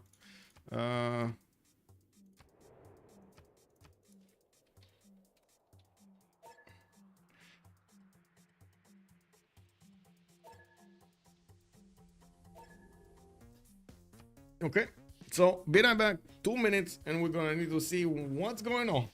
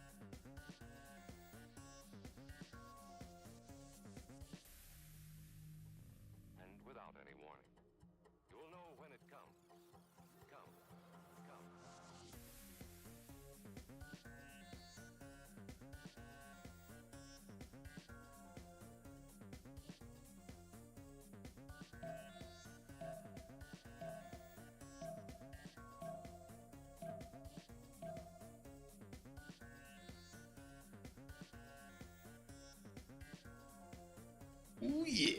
Okay, Oromo soon. We got also an encampment coming out from Lalibela, and I do see Victor is established there. Well. I guess we do need to see what kind of promotion does he have on Victor to see what is he gonna do over here. Well, first of all, we got the Oromos coming out, and yes, we do have an unsuspecting Rom to the west side that might get hit where he doesn't need to. I do see also England is recruiting, of course, a few units from Hong Kong. That must have been some points generation there, some era score points. While we do have Tirits trying to make use of his 246 series to get that production capability up. In the World Congress, it looks like gold minus 50%. Okay, wow. Minus 50% producing or purchasing military units. Really? I mean, I thought they would go for, like, you know, something else other than gold. Everybody really went into gold. Wow. Anyway, 20% faster population growth for Tokugawa, and Melody the second gaining the 2 diplo points.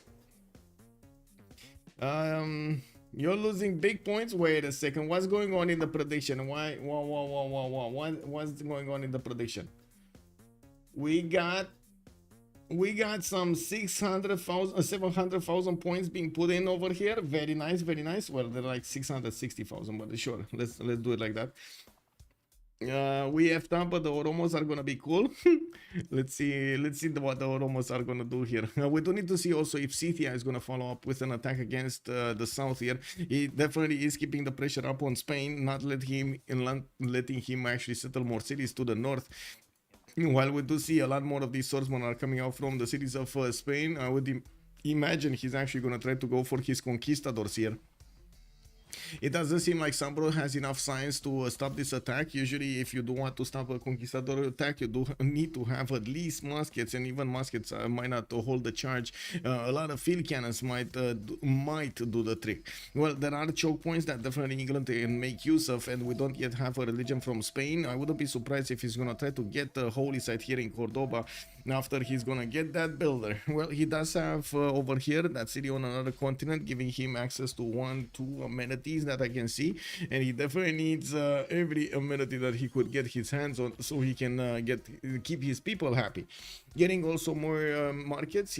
He's gonna go for more of these traders, not to mention, well, I do see him already benefiting from crossbows with enough damage to take down horses over here slowly but surely. He's not actually putting them to work at the moment. Only has a single general, and that is for classical and medieval units. Doesn't have the one for medieval renaissance, while the next one, El Cid, is not going to be far away. He just needs probably a project. He's 2 points out. No, he actually needs like 2 projects if he wants to get that in a good enough time.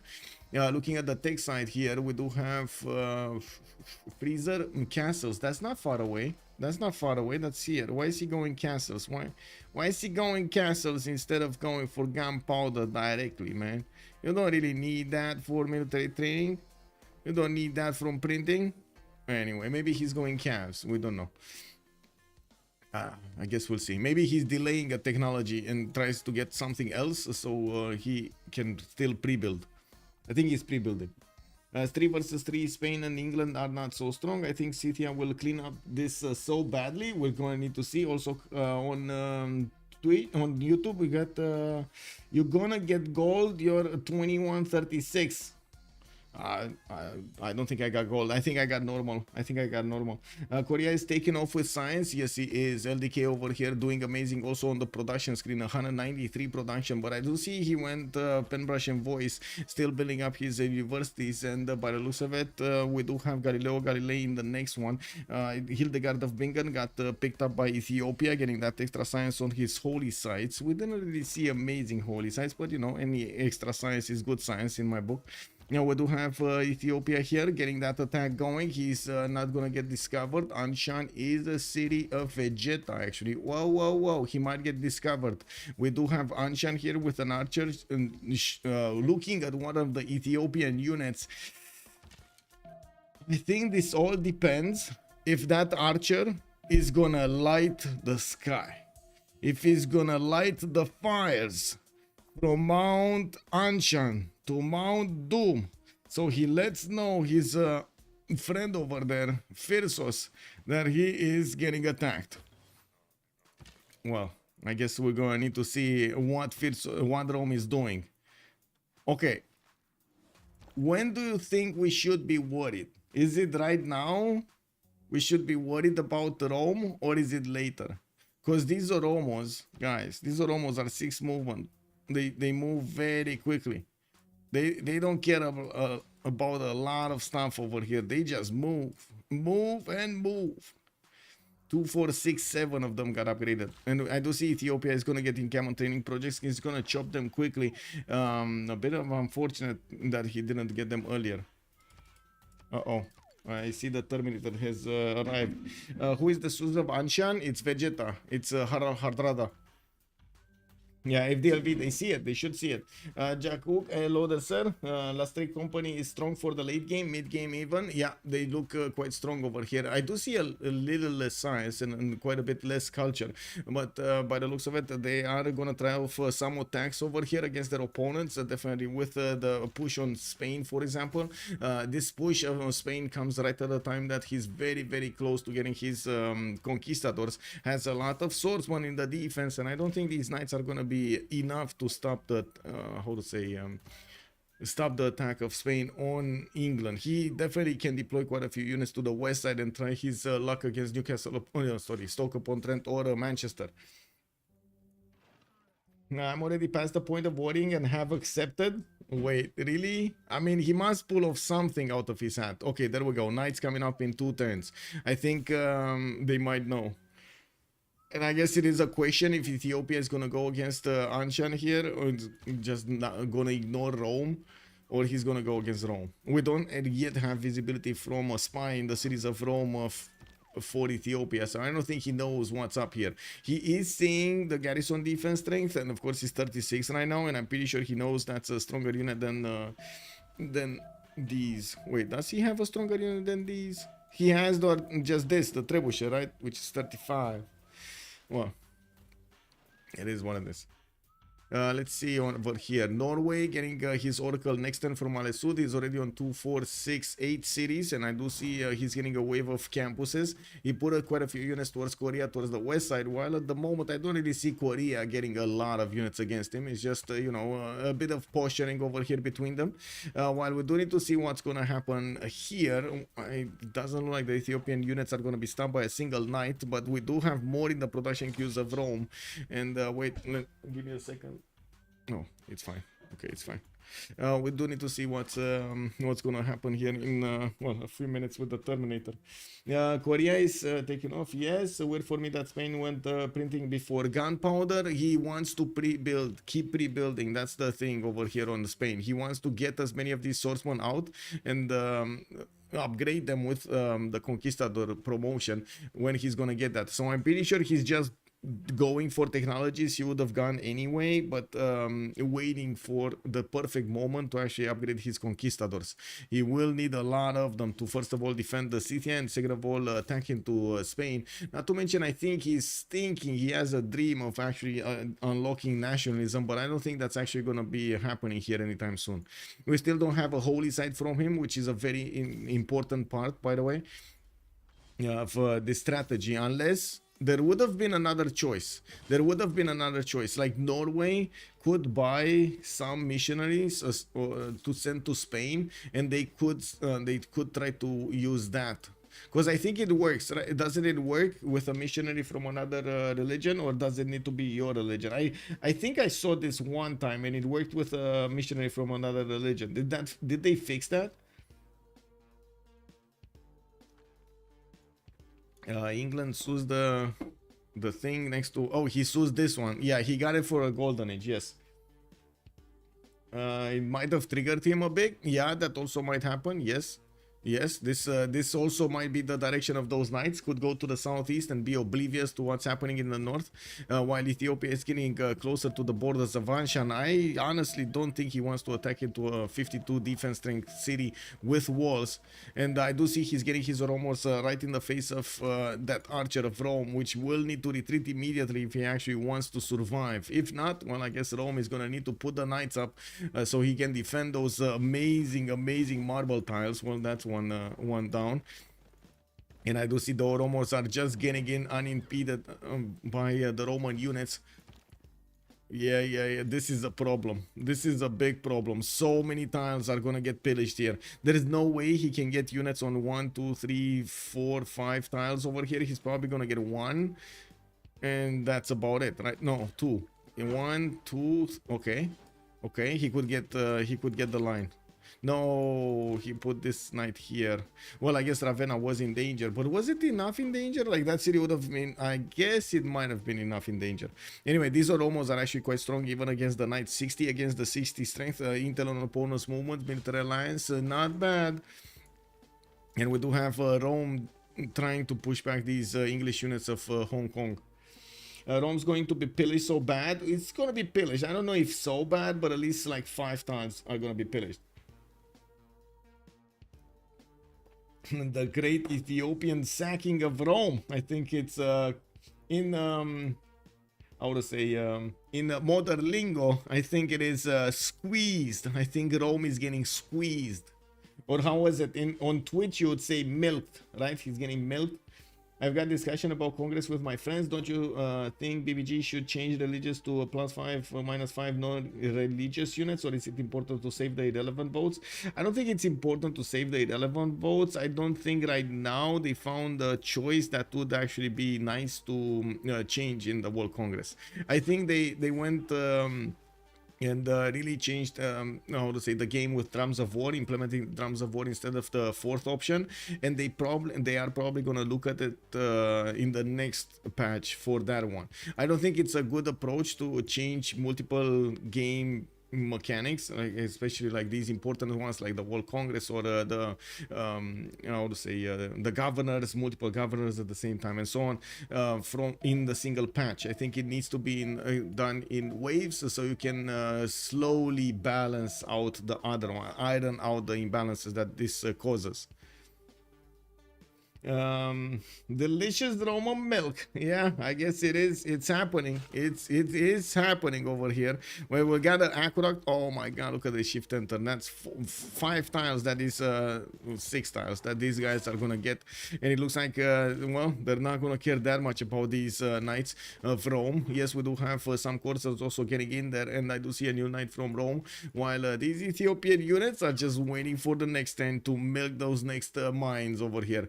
Well, I do notice encampment training project still goes on in Ethiopia's territory, getting a wave of campuses, and he is on 103 science with 92 culture, as 150 faith attend and 158 production. Definitely very strong. Not as strong as the production of Freritos with 263, but still he's getting in there.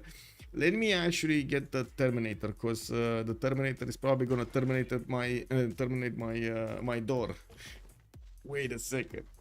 We're gonna need to hold her for a little while.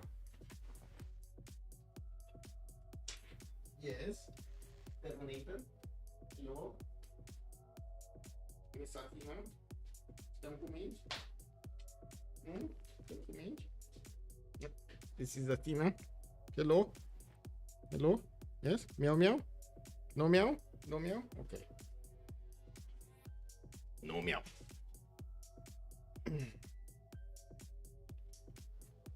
I guess she came back from the trip to downstairs.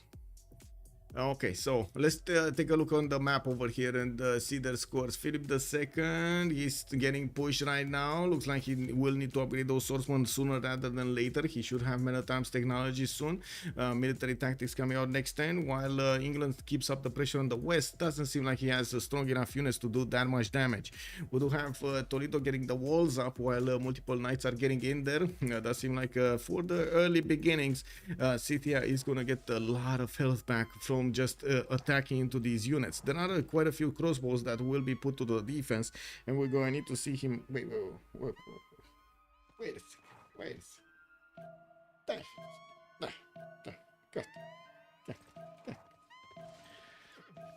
Yeah, there we go. Knight getting his health back soon, getting that kill on the swordsman, pushing into Toledo, forcing Freezer to upgrade his units well before he actually wanted to. We do need to move forward, because I guess we're gonna see some attacks here. Okay, metatimes get upgraded. That should be a technology that should keep Scythia away, but of course not all of the units have been able to upgrade, and we're still waiting. We're still waiting to see if this is gonna actually be fruitful. Yes. Yes. And we got Kume also getting wrapped around by these Oromos, getting a lot of pillages done in the lands of Rome. He's gonna need quite a bit of time to recover. While I do see new Romos are getting out of the cities of Rome, he's choosing new corsairs are getting out from the cities of Rome. He's also gonna get printing next time. And looks like, guess what? She got bored. Yeah, I guess it is what it is. Let me put the Terminator back. Hey, Terminator.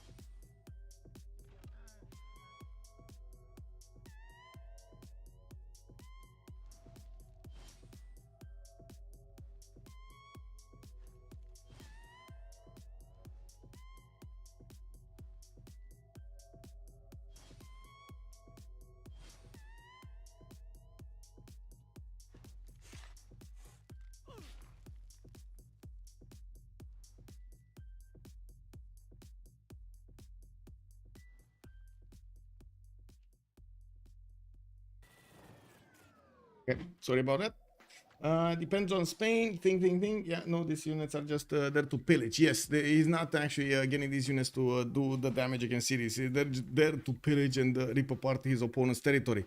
While Satan is going to use this time to keep upgrading his own territory. He's putting quite a bit of pressure on Rome over here, which of course slows down significantly Freritos, and that's one of the things that Freritos really needs to fix here. We do also need to take a look how this is going to change the dynamic between the Maritimes and the CTN units. It does look like these Maritimes should be more than capable of defending themselves. We also need to keep an eye out for that holy site. Diplo quarter? What? Okay. Is there a missionary coming in here? No. We got some units from Norway getting into the borders of Korea and starting to pillage him. And it looks like Korea is gonna need to counter this somehow. Korea doing something against Norway here with a spy, just getting him to a listening post, doesn't do a mission. And I do notice in the Scythian territory, we got more and more military equipment going towards the south. They want to keep putting pressure on Philip II. And I gotta say, Freezer over here did manage to get a considerable amount of science. He is on 124. That is not something you want to ignore. Sambro did get his own 130. And by the looks of it, we do have some Ethiopian missionaries also starting to convert these cities of England quicker rather than later. Satan, or I should say, Kilad definitely wants that extra science from his cross-culture dialogue. We do have another encampment from Toledo. That's a 7-pop city, and he chose an encampment. As he get 7-pop in Valencia, what did he use? Encampment, commercial, campus. Campus, commercial. He needs. I mean, where is he gonna get that holy site, man? It's all about the holy side right now. Well, like without the missionaries, I don't think the conquistadors are that strong. They need the missionaries for the extra +5. Well, at least they're gonna have, or they could have an extra +5 directly against the cities of England because of the conversion of Ethiopia. Oh, this. I'm a bit confused. Why no religion? Like, I mean, the only reason that you would not go religion is if you would rely on your ally to get the missionaries for you.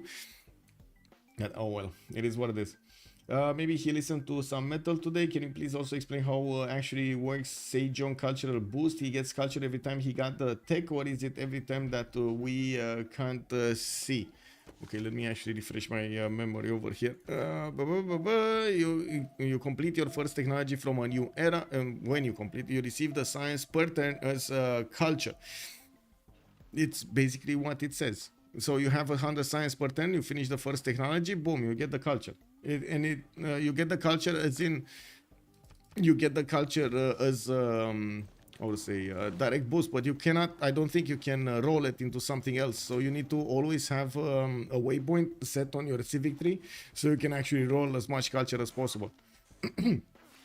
You should have opened holy sites. Yes, I don't know if opened holy sites, but at least one. 20 faith per turn is more than enough to buy a couple of missionaries. Yes, if you can actually get a holy site. I think so, yeah. I guess we need to see. It doesn't look like he's buying anything right now. He's bunkering down, which I definitely agree. He's getting pushed from two sides, and he needs to bunker down. That city are bearing down on him. We got a few pillages here from Norway into Korean territory, while he's watching that Forbidden City getting built over here in the city of Korea. I do notice Korea doesn't really have high pop cities. 7, 8, maybe. No one, not one city actually going over 8 population, going towards 9. We do have Ethiopia also getting pushed back from the lands of Rome. Rome has a significant army built right now between Kume and Ravenna, but he's going to need to repair all of these tiles, and that's a lot of lost production on him. Freritos is still on 256 and pushing Hong Kong to the east. That's going to be a city-state for him to take over, not to mention get him closer to Ethiopia's borders. There could be a possible counterattack here. From Rome if he's gonna get the technology to upgrade. I did hear a lot of upgrades. I heard a lot of upgrades, and I think we're talking about England's coursers here getting upgraded to try to put some more pressure on Spain. While there is a possibility for him to go towards the south of Manchester, it looks like he's gonna just deploy a few units over there. He might get flanking maneuver on Valencia, which he does know because he has a spine, he has the visibility, he does know his opponent is not defending himself here. Rome looks triggered. Yes, Rome is definitely triggered. Yes. Very dark. Hello there, sir. Ziltek. I'm starting to like Freritos' position a bit more. It seems like this little maneuver by Ethiopia hurt their sim a lot. Oromo died. They died.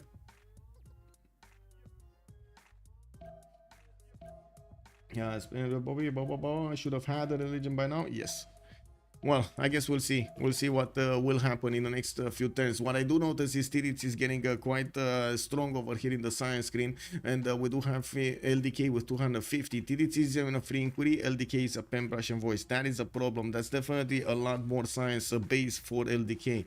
And we do need to see also who did manage to get Newton. That's also Korea. He did manage to get the extra science on those universities, and of course he has the extra science on the libraries anyway. Ib Khaldun did get rolled by Japan, and we do need to see if he has Colosseum anywhere. No, he doesn't. Does he even have happy amenities here, like happy citizens? +3, +4, no, 0, 0, 0, 3. Okay, he's getting some. I'd also notice he's starting to spread the religion. Norway is spreading his religion into Japan and getting those bonuses through World Church for the extra culture. And I guess that's about it, actually. World Church, it is what it is. I mean, the extra culture is still extra culture, don't get me wrong. We do have a lot of industrial zones coming up from the TDs. 293 production points. That's actually the biggest one yet. And while I do notice the English units are actually not going where we think we're going, they are going through the seas here towards the city of Nagano. We got also quite a few universities coming out from England. He put the units in the front of Spanish city of Cadiz and showing him the kitty there. We do need to see if Sambro is going to manage to push through. Does Allied missionaries work on conquistadors if you are not converted? I think so. But I didn't get the confirmation here in chat for that battle cruiser. If Spain could have summed, he had the beautiful Petra city to the southwest. I want the map city. Yeah, I mean, he could have. He would. Wait, south. Oh, here. I don't know. If he could have simmed, you mean? Yeah, I think you say beautiful Petra city, but I'm thinking something else. I don't know. It looks like it would have been a beautiful Petra city, but it would have taken like a century to build it. Anyway, we got quite a few knights here from City getting a counter-attack by the crossbows, and it doesn't look like he's going to have an easy way towards Valladolid or Toledo. While Freezer is going to get gunpowder next turn, we will see him start to upgrade his conquistadors. I think the biggest problem is not what Freezer is doing, but what's happening here. With Tirits discovering what is going on, Sambro in the city of Birmingham, he had quite a few courses put in the water. Now all of those are actually going to go towards the cities of Japan, and there is something that I really want to mention. There are no more chops here for Japan. He's going to need to use all of those built industrial zones, which I gotta say it's amazing and it's very satisfying to see them in a line like this, to try to get a defense up against the English courses. So these English courses are actually going to get onto the borders of Japan next turn, and well, we do need to see what they're going to do about it. Hong Kong got taken back. Ethiopia is retreating his Oromos towards the city of Gondar. And we do have a spy coming out from Addis Ababa. I do notice we do need to take a look here. What is Spain doing? Spain, okay, managing to immediately see his problem choke to the west side of Valencia. And of course he sees those opposing coursers. He's gonna be fine. He didn't choose to upgrade his maritimes into conquistadors yet. And we're going to need to see if and when he's actually going to choose. There's no way he can use his conquistadors for a successful attack if he doesn't have a holy site. I can guarantee that. So I think that there might have been a discussion in between their chats that decided for him that he's not going to go for conquistadors here. He's not going to push anyone. He's just going to soak up resources from Scythia and England, which is definitely a strategy also. Well, looking at the points, FDLV, wait, pause by, okay, we gotta pause probably next turn. WTF, yeah. I noticed it already with some previous Last Day Company games, so they tend to make some unexpected moves and surprise their opponents. Yes, they're doing a very, very good theory crafting over here in the games. And they really like to use these pushes at good moments. like I say, theory crafting in the way of how they're choosing their leaders, and on the other side, of course, getting the moves. Okay, Grandmaster Chapel coming up from Salzburg next turn. On Norway, I do see he's gonna finish Mausoleum and gonna try to get Mahabodhi Temple. He can definitely try to get some more Diplo points there. Statue of Liberty, wink wink. Okay, looks like the pause might happen here.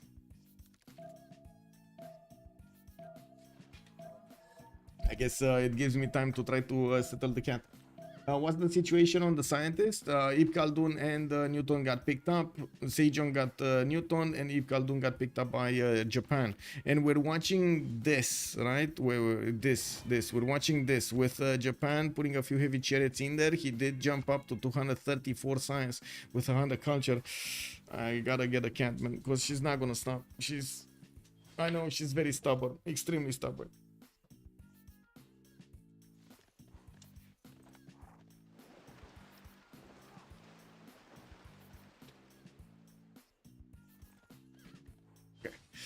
More of these courses are getting upgraded, and from what I do see, they didn't get there in time. They did get discovered by his opponent, by Tokugawa, in the correct moment, and just at the right time. Well, it looks like enough units are getting out from the cities of Tokugawa to get in there. Păi, ori stai cu minte, ori ce faci? Păi, ce este?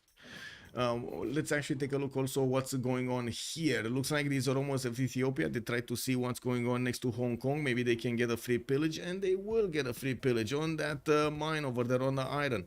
We do have a pause mid-turn by the looks of it. Okay, there we go. We're gonna pause right now. So we're probably gonna have, I think it's 5 minutes. I'm gonna put a timer for 5 minutes, but I'm not sure. So I guess it is what it is. We might have 10, we might have 5. Kitty. Okay, let me try to take care of Kitty. Hello. What is going on?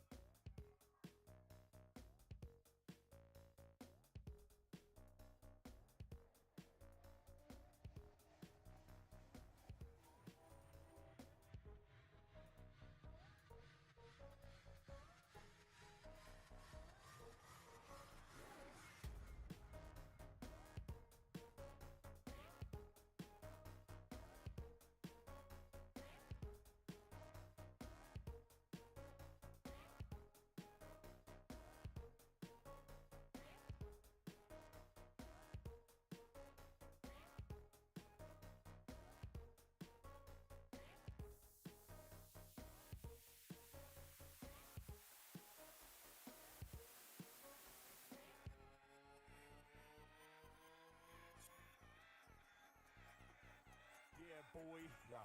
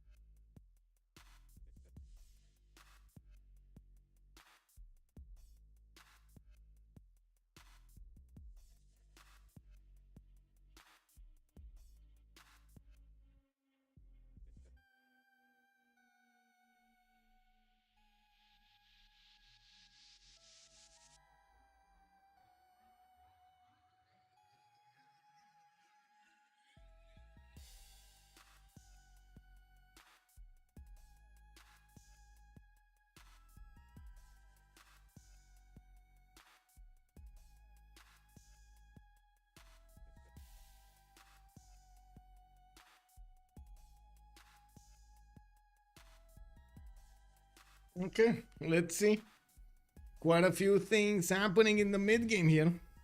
Let's see what happened in the chat. Bum bum. I don't get some how some people can run for an hour and also smoke. Okay, practice a lot and try to see how the pace is. Also find a way to drink water during the run. Yes, it's very important actually to get the run or to get to run or just walk. It's very important to actually keep the blood flowing. Main worry I would say is this Roman-Ethiopia front. I think the Hawacha timing attack, the Roman-Ethiopia front and the Spanish front decide this game. I'm actually very curious myself to see what's going to happen over here between Rome and Ethiopia and the Hawachas. I'm not that convinced there's going to be a Hawacha attack. I think Korea is actually going to go towards planes, towards fighters and jet bombers rather than anything else. He has certainly the science to keep getting bonuses on his side. He's almost like what, 700 science over Tirits over here in the total tab. Tech side, he's going he's going labs. He's going scientific theory here in 1. Nationalism coming up in 4. In CTS territory, I mean, to be honest, I wasn't really expecting him to put that much of a flex on Spain, but it looks like, well, he did. And we do need to see if this is actually going to matter quite a bit in the next part of the game. It certainly stopped Spain from getting an attack against England, or at least for the moment. And we do see some Spanish courses are actually deployed to the east side. But I do notice Korea actually has units of his own to see what's going on over here. That's what he needs. He needs units to see what's going on here. OJ, oh, rest in peace. That's bad. That's bad. Wait, just now? I mean, you know what I mean. Oh, American football player, actor, and broadcaster. I'm sorry, I'm not sure exactly who he is, so I'm gonna take a look. And is regarded one of the most greatest running backs of all time. Oh, I see. Okay. It's more when I think, and I run 10,000 every week. A young body is a magic. Yes, I mean, you gotta get that muscle mass going, man. You gotta keep it also. I gotta say, on this side, I've been quite a bit lazy in the last period, and I do need to actually get more workout done. Definitely more workout done. And I'm happy to see it's beautiful outside, so I'm pretty sure I'm gonna be very happy to just keep on just walking or running outside. But usually, actually, it's funny because during the summertime, I get to actually run and walk and have like more pleasure during the nighttime than during the daytime, because it's so hot outside, man, during the daytime. But during the nighttime, it's so nice. So I found myself like a lot of the times last summer with the games ending up late, just walking around the neighborhood at night with headphones in and so on. It is what it is. Anyway, coming back to the game here, they did start up, and I do notice we do not have them with that much of a difference in the science, but looking at the culture screen here, we definitely have Varangian getting away with the culture, 204 culture at the moment for Varangian, and 173 science to match. He's in a pen brush and voice golden age, and he's not benefiting from the free inquiry he could have had here. And we got him getting his shippers for the production points, and I definitely see him inching closer to LDK's points of production, with definitely a lot more faith. Looks like fascism timing from him would be something out of the box, while LDK will need to get the solution for that. I would imagine he's gonna need quite a few planes in the air to defend. We do have spies getting out, and I do see General Timur has been recruited in Norway's territory of the west there in Bergen, and from what I do notice, there's not much happening at the moment on his territory. He did take the city of Kandy and kept those, sent those almost towards Korea to try to figure out what's going on there. Knokan, hello there, sir. Please remove timer. Yes, sorry. Yes. Oh my god, thank you. Yes. Okay, and I'm gonna put my screens as they should so I can actually see stuff. Okay, there we go. Okay, so Japan getting Imhotep. I do see him also building Kirvakisivani in the city of Tokyo and getting his electronics factories. He's putting up a good defense against English units that were disembarked on his part of the sea here, of the North Sea, which is kind of in the south, which is very weird. But anyway, we do have these courses with the ability to try to go past Valletta into Yokohama and Shizuoka, but I do see units are getting sent over there also. and it doesn't seem like he's gonna get that much with this attack. What he is gonna do is make Japan do a little bit of a defense there, and it looks like well, it might actually not count for anything. And we do have Oromos getting out here, and I do notice we got also more campuses getting built, not to mention he's finally getting that barracks in the city of Lalibela. Oh my god, man, the cat kicked W. Do we bring her in? Do we bring her in again, or do we let her back? I don't know. Do you guys hear the cat, by the way? If you do, you hear the cat, or is it, or do you don't hear the cat? You will in time, and you would feel worse if you get it. Okay. Anyway, if you don't hear the cat, it's fine. You cannot hear the cat at all. Okay, it's fine. So she's just gonna. Okay, that's fine. That's fine. She's just gonna cry in my head. It is what it is. We got the workshops coming up from Ethiopia also, as some archaeological museums are going to need to be put down here. He did manage to get that 200 science and 122 culture to work. Penbrush and voice right now higher than Firsos. It slowed down significantly over here Rome from next to him with that attack of the Oromos. He still didn't manage to rebuild everything, by the way. Look at this. He still didn't manage to rebuild everything that he did improve earlier. Well, we do need to see everything that got damaged earlier. It looks like Rome is deploying quite a few units to the west, and he might redirect his efforts towards Cav's attack against Korea. This is one side of Korea that he wasn't actually defending. Most of the units of Korea were deployed to the south and to the southeast. But there are at least 2 heavy chariots in the city of Mogadishu that are just standing over there. They might get their upgrades going, and of course try to fend off an attack from Cavs, which is not going to be enough. He definitely needs a stronger unit. LDK is going for his own metal casting, and he will probably gonna see cuirassiers here. He does have a decent amount of production with his initial cities already benefiting from coal power plants. He is gonna get that energy through in the factories and get all that he needs. 350 points of production here without a working economy though, -7 gold a turn, and he doesn't have a working army. So you can imagine when he's gonna have a working army, how low in the economy he's gonna be. We do have Sambro here with 100 gold points. We do have also Kilad with 116 gold points of his own. He did manage to put down quite a few of those commercials and got the trade routes going between him and England. Even if they're not trading coastally, they are still managing to acquire quite a few points from each other. It looks like Japan is also going to get a few pillages, not that much. England is, well, it's going to get at least a mine. He's going to get a mine in Nagano. It's fine. It's fine. I guess at least 2 of these courses got to pay themselves because they went into the mine.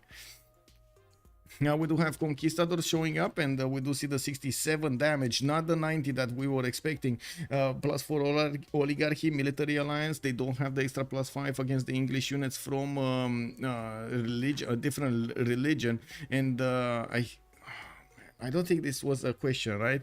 But I gotta ask. I really hope, and I really think he knows, but he didn't use it. I really hope he knows that he's not going to get an extra +5 if he doesn't have his own religion. Anyway, it is what it is.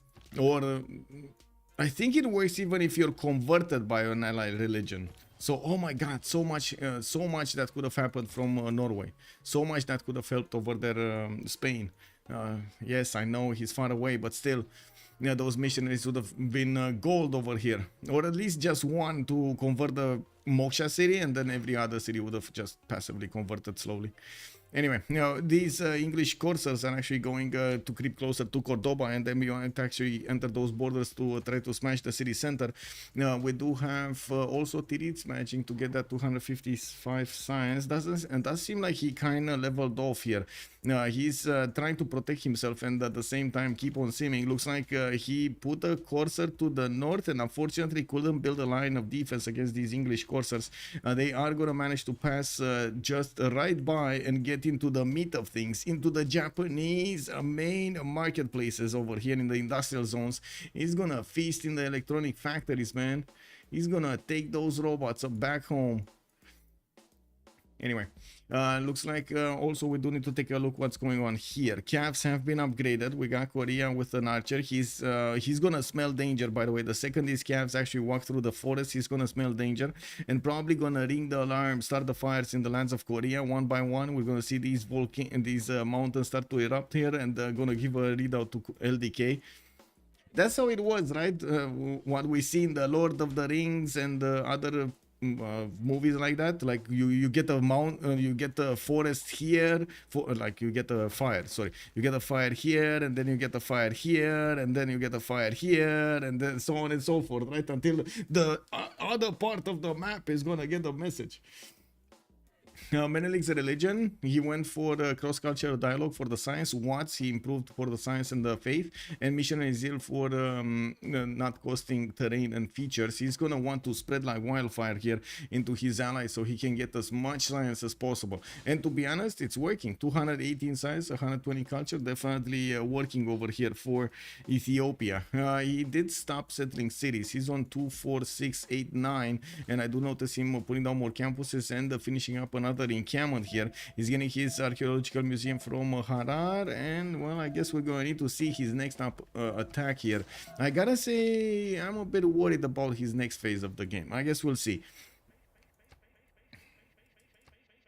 Let's see what's going on here. English troops have been pushed back. One did manage to get into Cordoba, but it's not like Cordoba has that many tiles to work anyway. Looks like still he is trying to do some damage here, wrapping around, not letting Spain develop cities or acquire more. We do have Korea. Korea did not see this. I don't think he saw this. Did he see this? They don't have a spy in this city center, but I guess he might actually think that Rome is bringing some calves. Oh, look at the other calves. We got 5 here and another 2, 4, 6, over 7, 8 possible next to the city of Harar. Okay, that's a good army. 2 turns for Mahabodhi Temple to finish in Harar. Wasn't it getting built somewhere else also? Or was that the one that we saw? I think there are only 2 nations that could build it, right? Yeah. It's Norway probably that's gonna get it. Okay. Yeah, I do see also some more industrial zones coming in. He popped a lot of these admirals, and of course he's gonna probably upgrade them soon. Getting encampments done. We do need to see what he's gonna do about Korea here to the west side, and of course with Rome getting ready to pounce, we also need to see how Korea is gonna manage to defend himself. Looks like his forward archer got taken down by one of these Roman camps, and immediately LDK takes notice on the city of Mogadishu. He is actually gonna put more knights and will want to get his ballistics up. I do remember he was very close. Okay, there we go. He's 1 turn away from ballistics and also 1 turn away from nationalism. Not a lot of units for cored up units, especially against a 12 strong cav army from Rome. Army unit deployment, I shouldn't call it an army, but it is so confusing. How do you call a group of units? Except saying that they are a group of units, of course. Okay, we got Rome also upgrading some units here in the lands of Tokugawa. He's going to want to defend, push back England if it's possible. While I do notice Filippo Brunelleschi is going to try to build the Oxford University in the city of Sangju. I don't think anybody was contesting this. Kilvakisivani is going to get built here in Japan. No, yeah, nobody's contesting that at the moment. They were kind of the ones. Oh, maybe. No. Anyway, looks like Scythia is managing to get 44 gold a turn, 193 science, 100 culture, 332 production right now. Even if he's putting up more pressure against his opponent, he's also going to get Angkor Wat for an extra population point in each of his cities and starting to put down Theater Square for a stronger culture requirement. Late game, Scythia is going to be quite nasty. We're going to need to see if he's going to get to tank armies with fascism to punch through his opponent's defenses. Wow, the Spanish Corsair is very strong. And look at Filippo work over there. Poof! He put a few more breaks here in Oxford University. Bam, bam, bam. The squad company. Is it a squad of troops? I mean, they're 12, right? You could call them a squad, I guess. Or it wasn't. Oh, I guess it is what it is. A squad of calves. It doesn't have the same ring. Here we can observe a herd of giant death robots in the natural habitat. Yes, they are watching over the trees and trying to see what these little creatures are gonna do.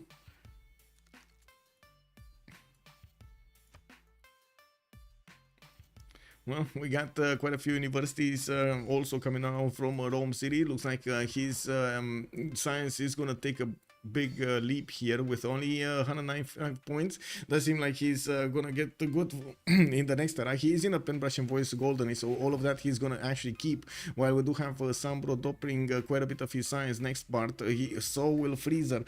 Freezer couldn't actually manage to get out of that hole he's in, but he's right now pushing against England, and by the looks of it, these conquistadors. Even guys, I cannot believe this. He's actually pushing with conquistadors that don't have anything on them. They don't even have the +5 against units using another religion. Really? Well, I guess it is what it is, boys. You see it here first. If it works, it works. You know, you don't need to do it again. If it works, it works. The Holy Side project's coming up from Cadiz. It's gonna take a while, but he's gonna try to get that going. He's gonna need a shrine so he can buy out missionaries and, of course, get that religion quickly. He won't get the opportunity to actually push back the religion of Ethiopia from the lands of England. I'm pretty sure England is gonna scream foul if any of those apostles are coming next to his cities. Look at Japan's production. 477. I mean, he got those electronic factories everywhere. He's trying to build Oxford University, but that's not gonna work. And it looks like he did manage to plug the choke right on time, so these English coursers could only manage to get these mines and improvements here, not really anything else. And I think this is the moment when he's gonna get Oxford. This is Oxford 410s. We got Filippo with another charge, and he's probably gonna want to do it. This forest is kind of far away to chop in Sangju. That's 4 tiles out, so that's not gonna work. The only dream he has is if Filippo activates. If he doesn't activate, he might actually get... wait, can he? Can he get countered 6 times? Doesn't look like there's any chops here remaining, and yeah, he's re-improving his tiles, but unless he gets a great engineer, he can't get it. So I think it's gonna be, regardless of what Filippo does, it is still gonna be on Sejong here. Okay, we got Cav Course coming in from the east, and by the looks of it, the production queues of Korea, we start to see quite a few Hawachas getting out of his cities. Well, he's getting some banks also to try to balance out the lack of gold. But to be honest, I don't see on Freritos de la Vega that much gold per turn either. Actually, Last Day Company did manage to get in more than enough gold, and even more gold than their opponents. Looking at the productions, though, it does seem like we do have 2 members of Freritos de la Vega on more than 400 points of production, while Vegeta does also have those faith points to add. We do have on the other side Sambro and Ethiopia managing to get together quite a few points between themselves. Definitely higher than Freezer, but not as high as Firsos. Oh well, we'll see. This is also gonna be quite interesting. What's gonna happen here? How is Rome actually gonna want to push into Korea? He's pushing in Yangsan. That's gonna be his his safe bet to actually take a city, while Mogadishu already has walls. I'm pretty sure he's aware that these are the juicy tiles, where the juicy tiles are, but is he gonna want to push through here? This is the question. He doesn't know yet what's happening in Yansan. I'm pretty sure he sees what's going on in Mogadishu because of that spy of Norway. Yeah, he sees what's going on in Mogadishu. He probably doesn't see the Piking shot getting produced, but everything else he sees. Can we look to the culture victory screen? Yes, at least +12 with the card on the IZ. Yeah, and plus vertical integration. That's going to be important. Yes, what's Tokugawa industrial adjacency? Let me actually take a look. We got a +18 industrial zone. Okay, that's a +9 double. This is a +8 double, 16 and 18. That is quite strong, and he's still building up his electronics factory count. We also are getting into the next era, by the way, and we're going to need to take a look what's going on here. This is, I think, where the important part is. How is Rome gonna try to play this? Okay, at least he's gonna get the vision of Yangsan. He now knows that Yangsan is unprotected for the moment. There is no route for those units from Korea to actually get into that border of Yangsan easy, and we do need to see if Rome is gonna manage to give him the rap of death over here. I'm pretty sure he's still gonna try to go for the pillages over here on the Korean cities. You wanted to see the culture victory? Let's actually take a look at the screen. And we got 1 out of 66 for Menelik, and doesn't seem like it's happening here. We got also Menelik with only 42 tourism at turn 71. This is not that good at turn 71. Looking at the era score screen, while we did have a lot of the players actually going for a golden age in the next Congress, all of them did manage to secure the golden age. In this one, we only have right now from Freritos de la Vega, Hardrada going for 120, and I do notice LDK is gonna have his 95. That's exactly what he needs, while Ethiopia is now gonna get his. He's gonna need 9 more points if he wants to get that. In the meantime, it looks like Scythia is redeploying his units to stock upon Trent's defense, while that city is going to get walls. We do have quite a few English knights coming out to save it. There still are going to be some pillages being done on the mines, but it looks like Spain is upgrading into line infantries. Okay, well, that's definitely a stronger unit that Scythia can handle. He did manage to get the religion, by the way, and let's see what it is. Defender with Jesuit, okay. Well, he does manage to get his shrine next turn, and we do need to see when he's gonna pop that missionary, what's gonna look like. These conquistadors should get the +5 activated. There we go. Oh, wait. Yeah, +5 combat strength versus... I mean, this is a better number. It's 76. Imagine if these would have been 81, right? From the beginning, this would have been so powerful. But anyway, Sambro is 2 turns off from ballistics. He has a crossbow there that could turn into a field cannon, and has quite a few of these knights that could turn into also cuirassiers. This is going to be important because they should be strong enough to defend the conquistadors with all of the shebangs on them. Let's actually see what Scythia is doing. Okay, not much here. Okay, what's happening here? Not much. Norway is showing up some units, but not much. We do have the city of Yangsan getting attacked by Firsos. He's gonna get a double tap next turn. You see, he's probably gonna get... Oh, that city is gonna chop walls. And we do have Korea getting a builder to safety. He's gonna chop the walls. Okay. Well, I guess it is what it is. He's still gonna get the mine though, and he did already get 3 mines. I don't think it's worth it though. Like, to be honest, I don't think this was worth it for him. Unless he manages to put more pressure on Korea in the north, I don't think this was worth it. Anyway, we do have the taking down of a Korean cuirassier, and it looks like Rome is gonna put quite a bit of pressure with these scavs all together on Korea. He wants to force Korea to re-evaluate his options when it comes to the production queues and get a lot of units to defend this, while it buys time for Norway to get something critical here. I do have to say, Korea is still very far ahead in the science. 343 points. That was not a free inquiry golden age he was benefiting from, while Hardrada is in a monumentality golden age this time around. He's gonna get the ability to buy more builders and improve his land here quickly, get some chops in. He did manage to finish his religion, and that was... Wait, that was... Oh, he finished it way earlier, actually. Where did he send these apostles, though? Okay, they are in the lands of Rome. Okay. In the lands of Rome. Okay. Sambro, no. Golden Age on LDK reformed the coinage, and Ethiopia did not manage to get it. And looking at the gold pattern here, we actually see a much better economy on Freritos de la Vega than we have on La State Company. We're going to need to see if that actually keeps on going. We also have a bit better results when it comes to the production, except Freezer on Spain from Freritos de la Vega. By the looks of it, with TDT is 541 versus the top production specialist here, LDK 378. We do have also Vegeta 433 versus X-Please 357, and then Sambro 235 versus Firsos is 344. By the looks of it, in the lands of Scythia, we do have him gathering a lot of military hardware in Kamyanka Dnipropetrovsk for those siege units. While I do notice he's finishing up his energy production here, coal power plants are starting to ramp up. He's gonna build a bit more culture because he definitely needs some.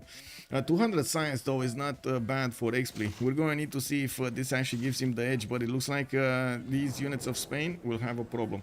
Anyway, we got a congress here. We're also gonna have a pause of 2 minutes. Let's actually put some stuff here. Recruit partisans.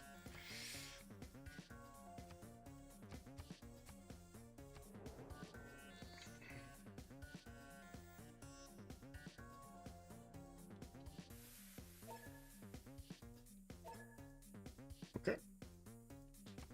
2 minutes and we're coming back.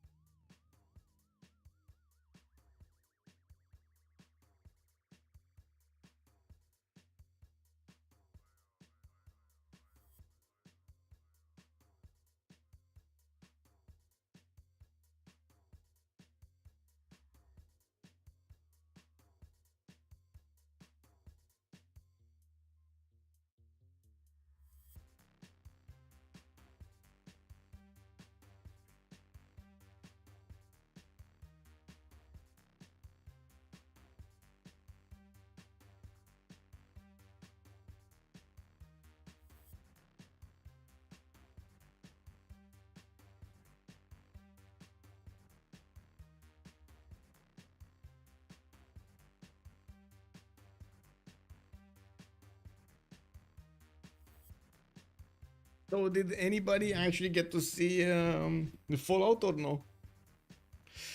Wait, is this a cat on Spain? Or is that just damage against the walls? No, there's no cat. There's no cat in the game. We do have the field cannons and the units of Spain actually pushing back these CTN units, and now England did get his cuirassiers, definitely making his cities tougher. And with a field cannon having the ability to attack into these cuirassiers much easily, there is a line infantry coming in with 86 strength. That's definitely a lot of strength there. And we do need to see when he's gonna get these missionaries next to the conquistadors, if they're gonna be tough enough. Now we do need to see also if Spain is going to have the production necessary to actually keep on pushing into England and try to force him to use more of his gold points. Looking at the resolutions of the World Congress, Siphon Funds did get 2 levels higher, Light Cavs +5, and we do have Benedict II loses, no, gains 2 Diplo victory points. Wasn't the first one actually won by Varangian? Ethiopia is on 8 points, and we do have Varangian on 6. Okay, that's pretty pog over here on Ethiopia. He definitely can actually try to put Statue of Liberty over here from Dire Dawa. And I do see to the west side, he's putting a line of Oromos, defending a little bit up against these Cavs, but I'm pretty sure that's not where the main attack is. We do have Rome getting ready quite a few of these Night Corps in Hong Kong to go for it, and Terracotta Army is going to finish next turn in Setia. While he does have a few generals, he does also have Gustavus Adolphus. Yeah, looks like Korea did manage to fend off the attacks here in Yangsan, getting the wall up in time. And of course, these Roman camps just managed to do pillage on the mine, and that's about it. They're also going to pillage most of this territory here. And oh my god, these pike shots are useless. Look at the damage. This Roman unit, this Roman camp core unit is just overwhelming the pike shots. They don't even know what's happening there. We do have Korea putting a spy in and trying to get a few more anti-cavs, while in the meantime he's building up his own cavs. We do have him discovering flight next turn, and I do see the city of Seoul is 10 population. I guess we're going to need to see how everything is going to get built over here. It doesn't really have the population, the stronger population. Anyway, cities of Japan. Oh, graphical glitch. Oh no! We got some workshops coming in, and yes, we do have some also campuses that need to finish. While at the moment he didn't get general, he's putting down encampment soon, and we're going to need to see if he's going to manage to get enough for a military, or if he wants it for a military engineer, if he wants it for actually oil generation later on, or trying to get a general. I don't see him trying to get a general. I more see him trying to get planes against his opponent here, just like Sondok is trying, Sejong is trying to do it. LDK is trying to do it. Let me see what's going on here. Sure. Honestly, seems like a very good start for LSC. FDLV are fighting back very well. Yes, it does look like it's a very good start for LSC. Also, I think usually in teamers it's someone into a theater square, into industrial zone, into industrial zones with theater square. So main cities with higher production and pop get theater square before industrial, and if you don't have high pop, it's industrial into theater. I see. Okay. The main Fallout actress looks like an anime. Mila Kunis. Oh, you know what? Oh, actually, you're not wrong, but I think she resembles a lot. I don't know if you know the main actor from Mentalist, from The Mentalist. You know that detective? Try to put her picture next to her, and it's like her daughter. Like, unbelievable. It's like her daughter. She's just way younger. And these mosquitoes trying to pillage my skin. Oh no, Nemesis, no. Slap them, slap, get them all, get them all. Yeah. Well, we do have light infantry getting up from Japan here, and I do see them, well, I do see him actually needing somewhere to put them. I'm actually quite curious what is he gonna do with them. Looking at what's going on here, we did have one conquistador taken down, and it looks like the second one finally did manage to get his, well, not even that. Wait, the missionary is actually on the tile that got taken. On the other conquistador. This one still doesn't have the bonus from the other missionaries. Didn't he have two missionaries? Where's the other one? Oh, he got sent here. I see. It's in Toledo. And still that guy is not giving anything. Wow. Okay.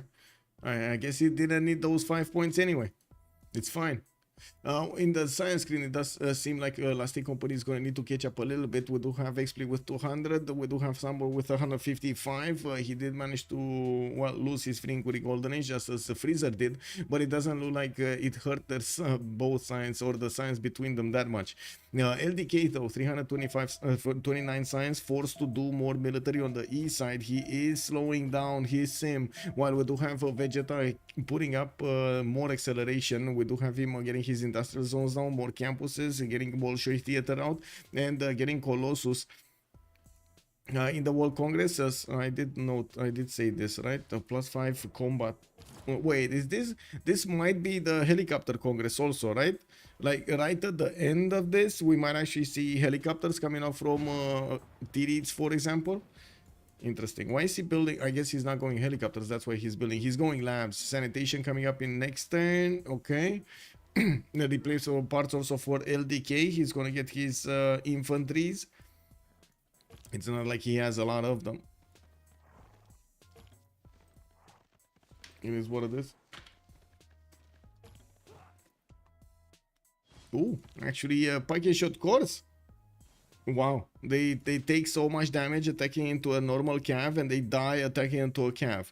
How can this happen? I mean, I understand the Plexa +5 from the Congress, but man, these spiking shots just seem totally out of the league. Lastic Company just ignore culture can be a huge problem. Yeah, but we've seen multiple times actually people just using pen brush and voice to get their culture going, and to be honest, they did put up a good defense later on. I don't really see Varangian going as hard as he could for culture victory. We do have Vegeta here with only 66 tourism. Ethiopia is only 42 tourism. Neither of them are actually doing that much. Tirits did jump up to 600 production though, and I do see also Varangian has a significant amount of production boost. He's on 466 with 177 faith, while LDK cannot reach those numbers. Now we do have XP getting 441, and I think the big question is he gonna start spamming in the encampments? I think so. We got 1, 2, 3, 4, 5, 6 encampments from him. Definitely going for the tank timing. Looks like at the moment XP is getting his military science in 2 turns. He probably wanted industrialization before everything, and that's exactly what's happening here, getting those extra production points on each of his mines. Wow. He's building up for it. If he chooses, culture victories will cost a lot of production, yes.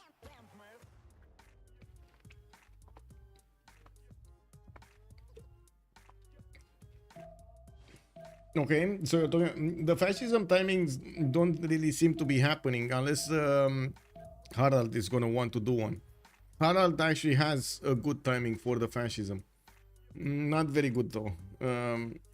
Like it's slower than LDK can get a lot of planes out, at least. Well, that's actually given if Korea can get enough planes out, because he's getting quite a bit bullied over here by Korea. I gotta say, it looks like Korea is gonna expend quite a few units to get rid of the Roman units from his territory. Well, it looks like he did manage to do that, while Rome did manage to push a little bit Ethiopia to upgrade some of his units. We do have the next attack showing up here. I'm pretty sure this is gonna be a combustion attack from Freritos, which... Oh, no, it's not. Wait, no? He's going with Cuirassier cores? Okay, well, this is a much earlier attack than we were expecting, and I'm pretty sure it's also a much earlier attack than Ethiopia was expecting. But I do see Ethiopia has Cav upgrades. It's just a matter of gold. And looking at their gold pattern, they should have more than enough. They need to upgrade a few units to defend themselves there.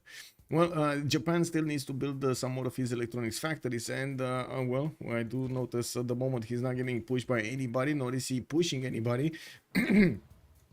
We do have Spain also managing to get some more damage on these English troops, but he kind of got stopped dead in his tracks there.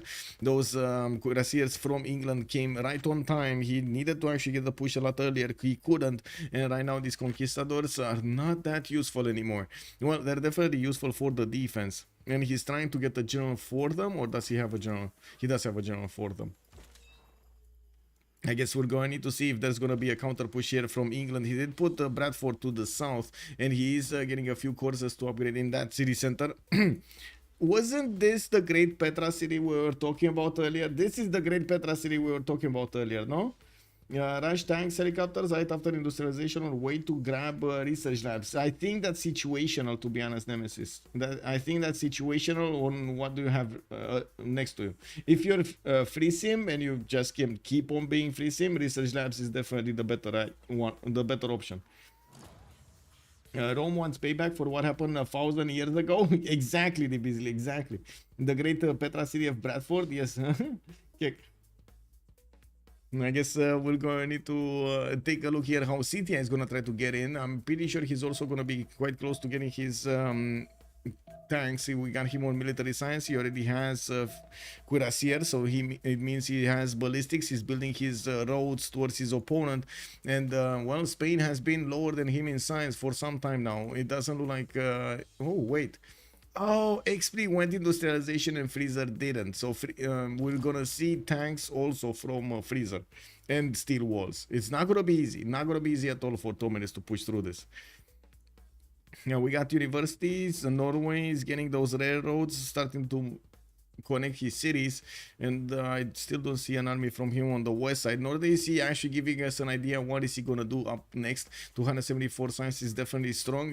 Getting so many more universities is gonna help him out, not to mention freshly built campuses. 2 turning one from the city of Kristiansand. Is that even gonna give him? Oh, that's a 1-pointer. Okay, that's a 1-pointer, and he has another 2-pointer here, 3-pointer on Hamar.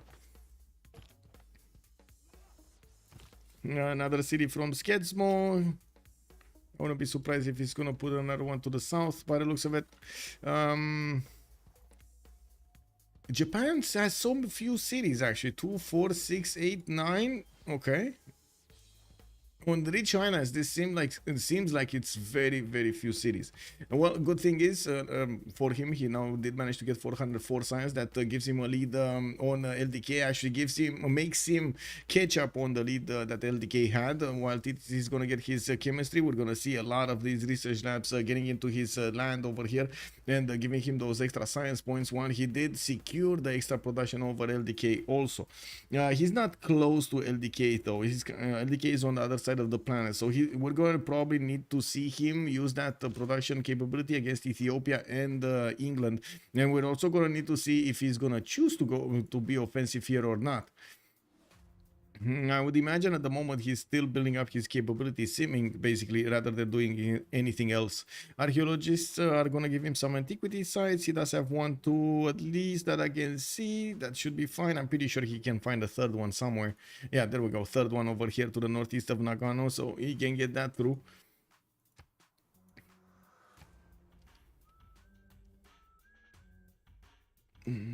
Rome.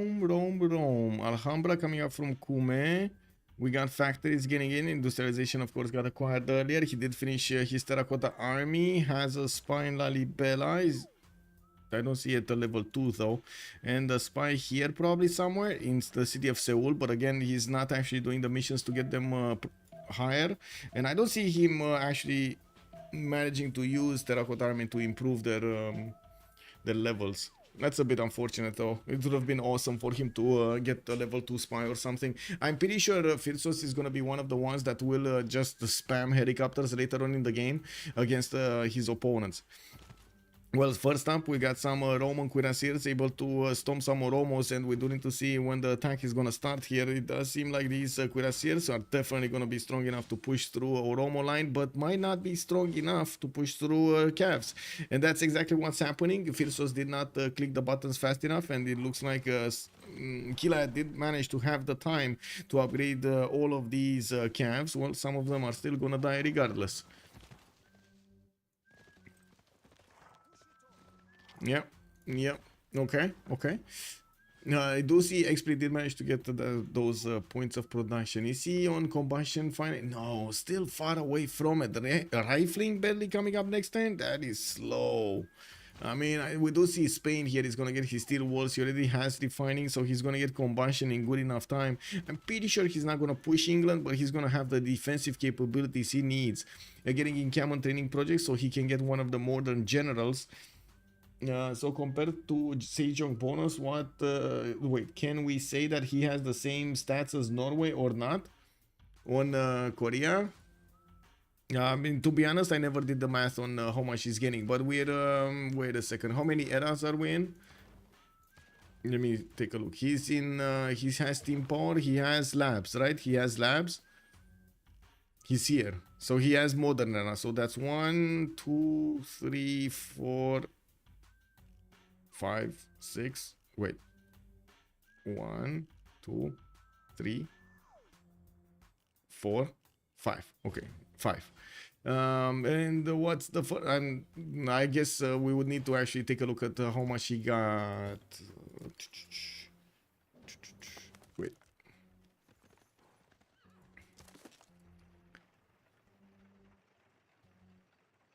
He would be around probably 600.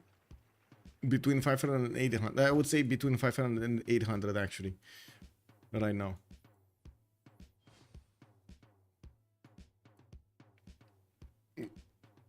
Total tab, no, not even close. Not even close to Harald. We got Harald here on 5800 while LDK is 2575. I don't think they're even close to each other. I mean, we got one going for mobilization, the other one is 11 turns from Scorched Earth. Scorched Earth being here. Well, next one is mobilization. I don't know if he has urbanization.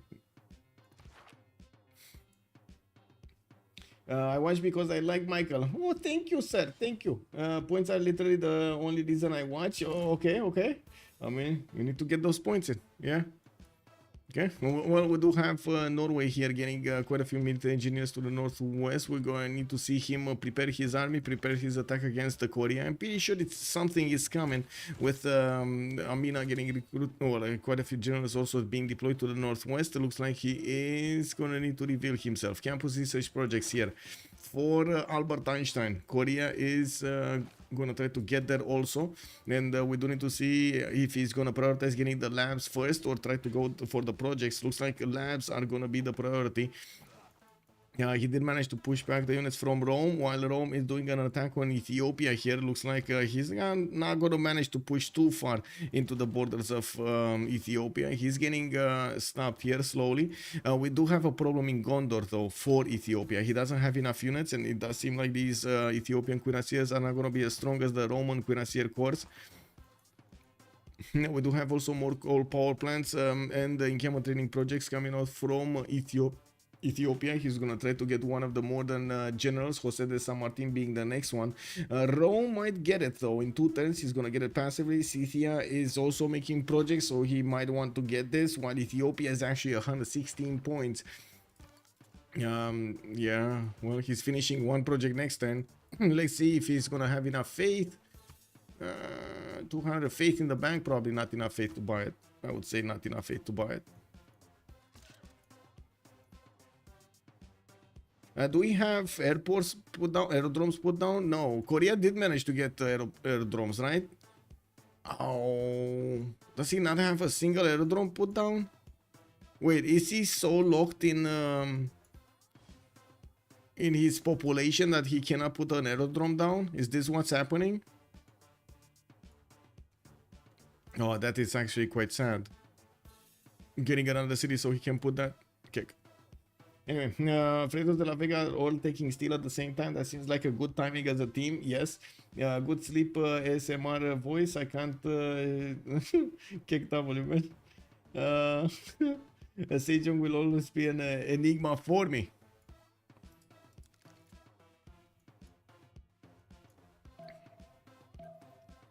Well, Alhambra is gonna give Rome over here an extra military policy slot to use. That's he's gonna put it to good work. He has combustion in 3 turns, and I gotta say he doesn't have another army to upgrade.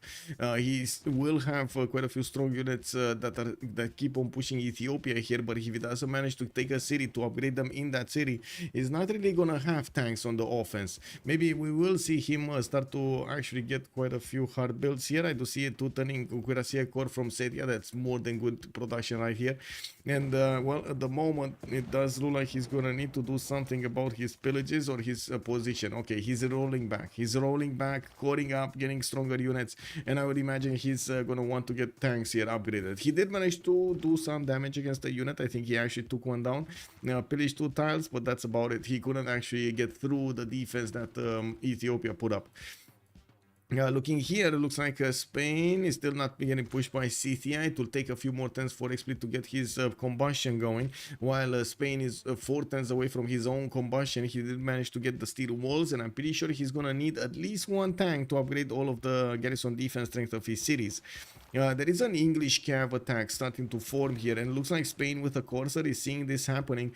We do need to see what these cavs are gonna do. Are they actually gonna try to pillage Kabul or something? Kabul is a Spanish city with Amani, but it is 72 strength, so I don't think with walls, I don't think those cavs will have the opportunity to get close and touch that city too much.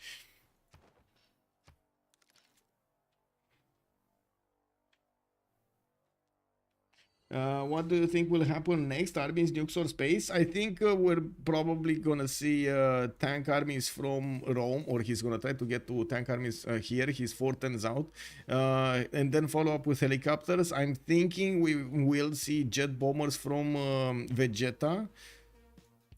And I'm thinking, I don't know what actually, I don't know what Japan is gonna do here. I'm actually very curious what Japan is gonna do. He doesn't have the number count of encampments to make me think that he's gonna do something with tanks. He only has like 1 or 2, yeah, 2 of them, and that's it. So my next thought about this is he's gonna try to get the same jet bombers GDRs later on in the game. While he does have a few aerodrome points, he will also have the population, which at the moment Sejong doesn't have.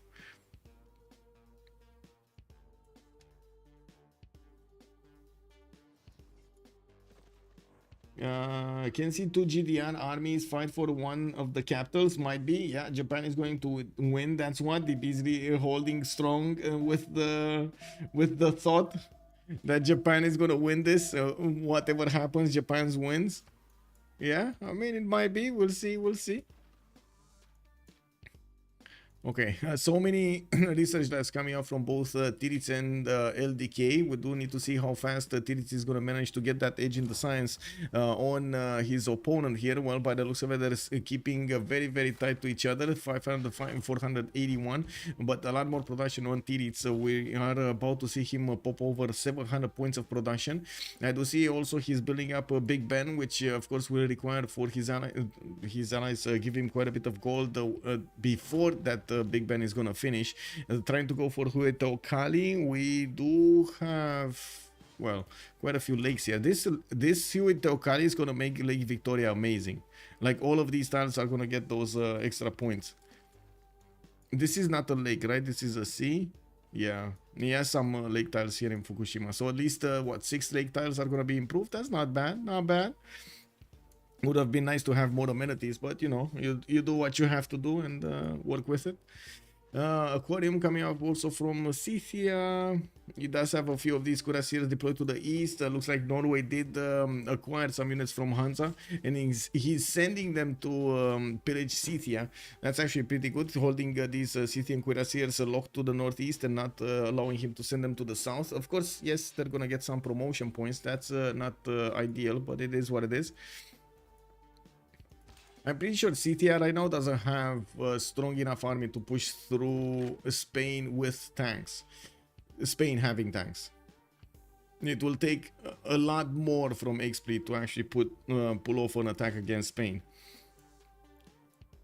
Okay, cuirassiers, swords, cuirassier. Ooh, guys, we might actually see Norway here getting his armies against Korea, or is that an army just for the points? Returning it from Alesund. I'm thinking with 80 crews coming out from Korea's defenses, I don't think he's gonna get that easy through even with tank armies. So unless he's actually gonna go bombers here, I don't think it's gonna be easy. I also am taking a look what's going on in Rome's territory, and yes, he's getting a wave of these cuirassier corps. He wants to get the tanks. He did retreat those from the lands of Ethiopia, while Ethiopia is putting a flight next turn. It will mean Ethiopia will be quite late on getting his steel and tanks at the same time. It's not like Ethiopia has an insane advantage when it comes to the science. Actually, at the moment, he doesn't have any on Freritos. He just has a little bit more science backed up from the beginning. But Freritos did not deviate. I don't think he went for flight. He's getting mobilization in 3 turns. He's definitely going to need a lot of these cuirassier corps, but also normal cuirassiers. I wouldn't be surprised if he's going to use his other cities that don't have encampments able for him to actually get those corps directly to try to get more of these to army up. Let's see. Are we having more of these? 1 and a 2. Just 2 units. Oof. And 1, 2. Just 2 of these encampments. Doesn't seem like it's gonna be good enough. Anyway, England did get the defense going. Looks like he pushed out from Manchester those units of Spain, and nothing's happening on this front. On the west side, nothing's really happening. Ethiopia did manage to get his calves out and working on more infrastructure here for the war, getting his gold going. We do have him dropping down to 2 gold a turn, while XP is making 141. LDK is also 172 right now with a reformed coinage golden age. This actually helps them out quite a bit. He's starting to put down some aerodromes. Finally, he got that city to put one down. Also, Jeonju to get one. Okay. Radio in 1. He's not far away from advanced flight. While at the moment, Norway doesn't really have a unit to do anything against Korea. Freritos delaying getting his combustion, going for scientific theory, going for his own tanks, while Vegeta is gonna discover chemistry that's gonna put a lot of science on him. I do see Tiris did manage to get more science at the moment than LDK, 565 versus 500, while Vegeta is 400 of his own. We do need to see Varanchen is gonna manage to pull off an attack against Korea. There are two allies here that might actually converge their armies on Korean nation, while LDK is gonna get a lot of air force out. We're going to see if that will hold. Okay, still no movement here. Nothing really happening. Looks like they're taking down Alanda. There are 3 battleships from Ethiopia trying to take out that city center, which is at the moment Tirit's city, with 29 envoys. I do see Amani is in there also. In that city is 91 garrison defense strength. Slowly it looks like the battleships are chipping away enough of that city strength to pull it down, drag it down, while I do see there are experience points getting acquired here. These battleships are going to be happy captains doing the experience there, getting their experience there. How come Norway is out-simming Rome so hard? Well, first of all, Norway didn't get pushed by anybody. Rome did get slowed down over here. I think that's one of the reasons. That's definitely one of the reasons. The other reason is Norway is face civilization, and usually face civilizations do get quite a bit strong at the mid to late game. Early game maybe not as strong, but mid to late game very, very strong.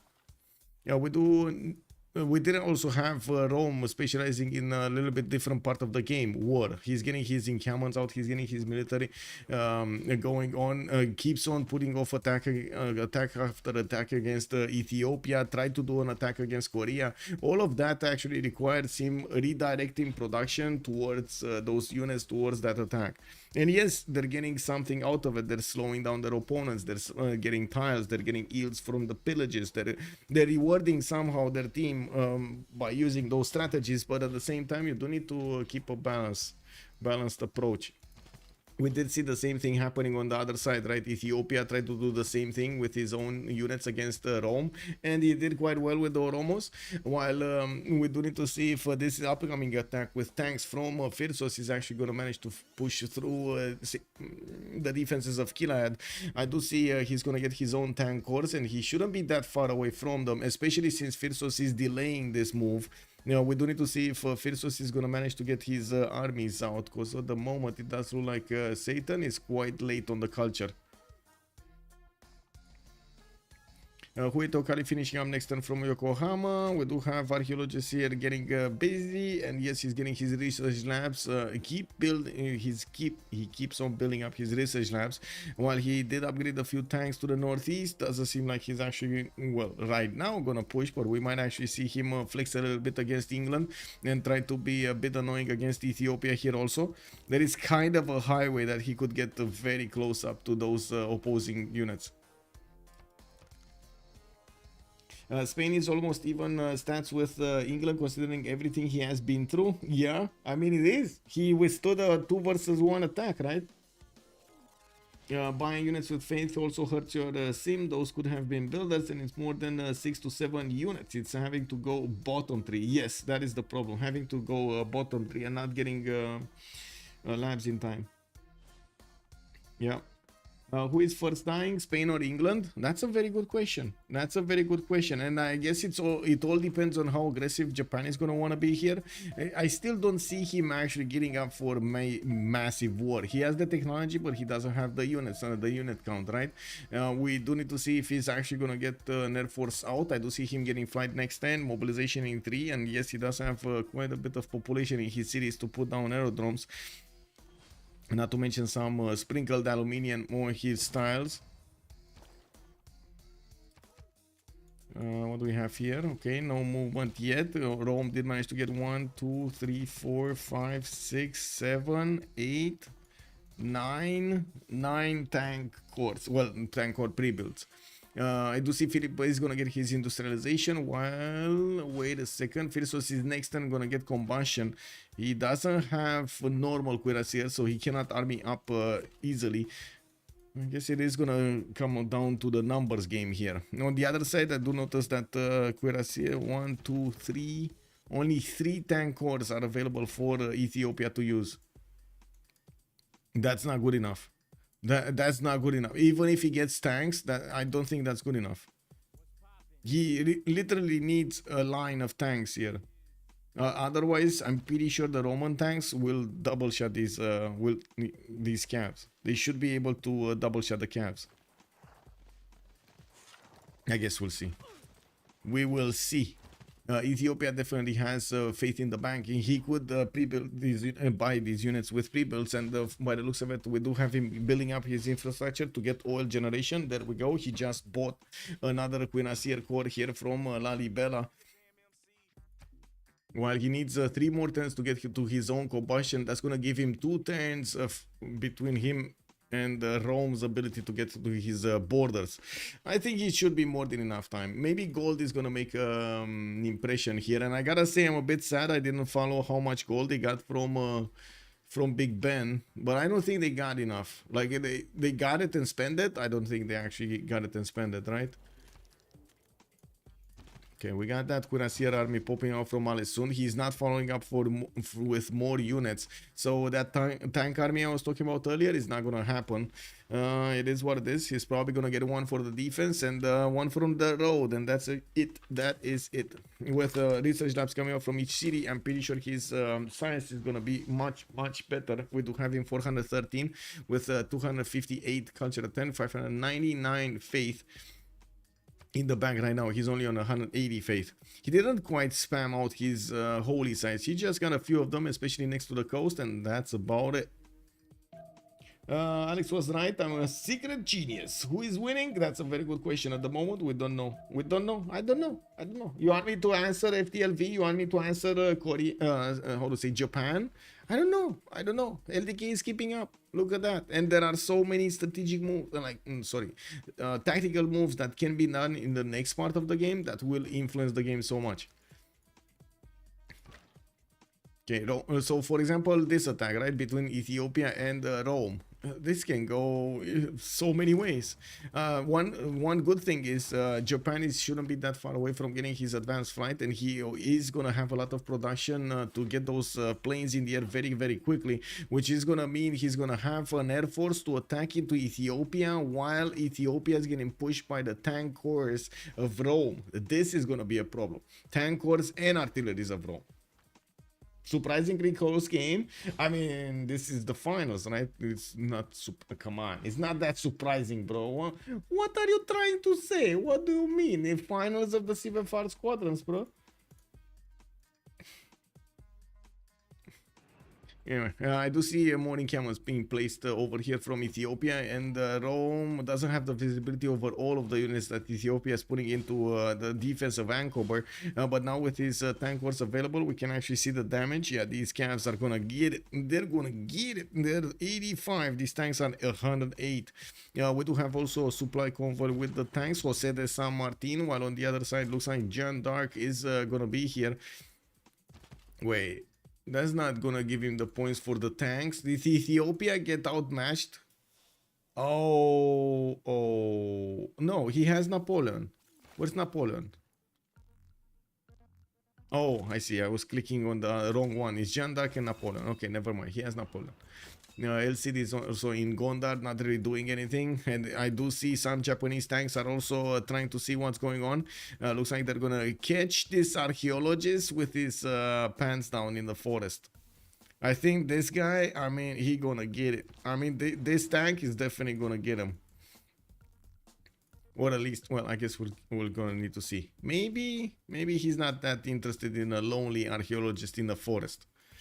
You know, we do have Japan actually sending a few more tanks there. He might actually drag the defense of Ethiopia a little bit to the south, since there is no visibility on the city of Hong Kong. He doesn't really know what Rome is up to.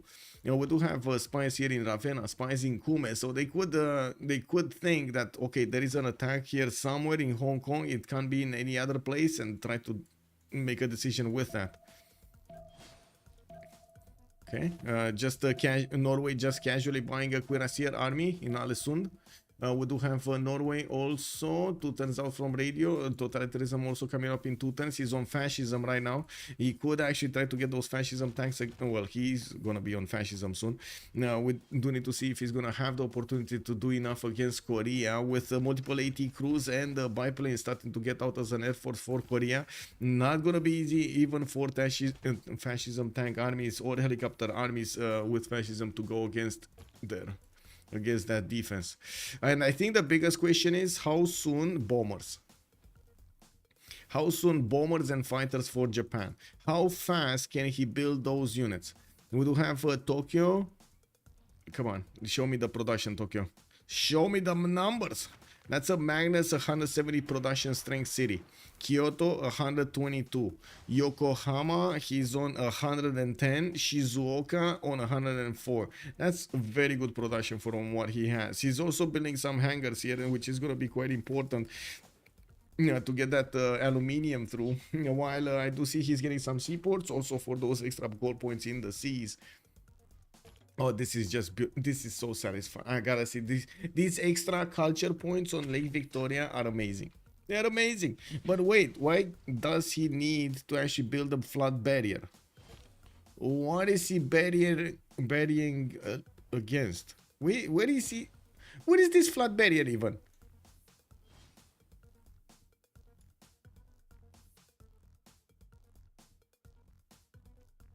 You know, when Ethiopia is dying, the ECC, we'll see. LDK, if I'm better than, I don't know if I'm better than you. Okay. I have only played a couple of big games and they were with friends without Gathering Storm. Yep. Okay, we got a tank push. Rome is gonna get closer to Ethiopia. Ethiopia upgrading tanks, and it looks like he's gonna have significant strength here. We still don't have planes in the air from Japan. He's gonna need to wait a while. Of course, the weakness in Ethiopia's defense are these calves over here, and of course the tanks are the stronger units of the bunch. Definitely strong enough to fend the tanks from Rome's only measly 100 points.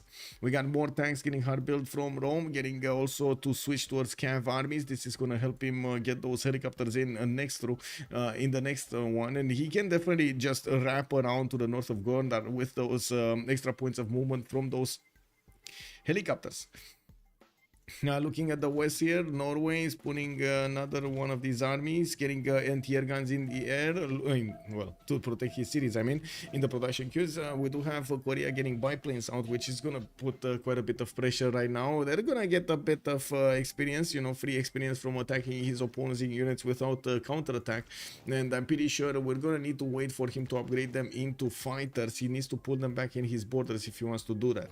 And I still did not see biplanes or fighters getting out from the lands of Tiris, but that was because he didn't have advanced flight. Maybe right now we're gonna see fighters and everything getting upgraded here very quickly.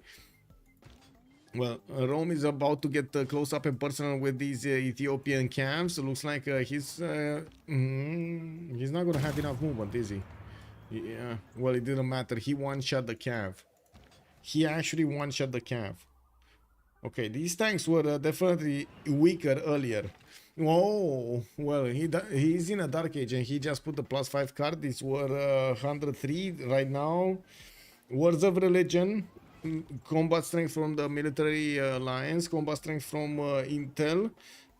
He does have +5 melee. Okay, anything else? And flanking. Okay.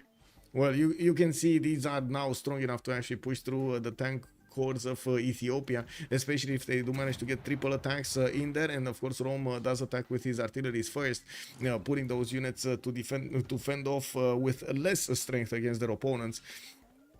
For example, this one over here has -3 because he's damaged, and you can see how much that matters. We do have a tank army getting upgraded in Japan's border, well, between borders, I should say, in between borders. And where are the, okay, there we go, one bomber in 2 turns from Tokyo, and he's building up his brote at centers here. 323 culture, 700 science, 856 production. I think Tiritz is flexing Tokugawa a little bit. Anyway, let's actually see what's going on here. Tank corps from Scythia. Let's see if they can push. No, they cannot push through Spain. They cannot push. Intel, Garrison, Defender, that's +9 that Spain has here. It's just, he cannot push. Oh well. It is what it is. Let's see what's happening here. This is probably going to be where we're going to watch in the next part of the game. We don't have that much time until the next World Congress. And I guess we're going to need to see if there's going to be a good enough defense from Ethiopia to stop this attack. And while we are...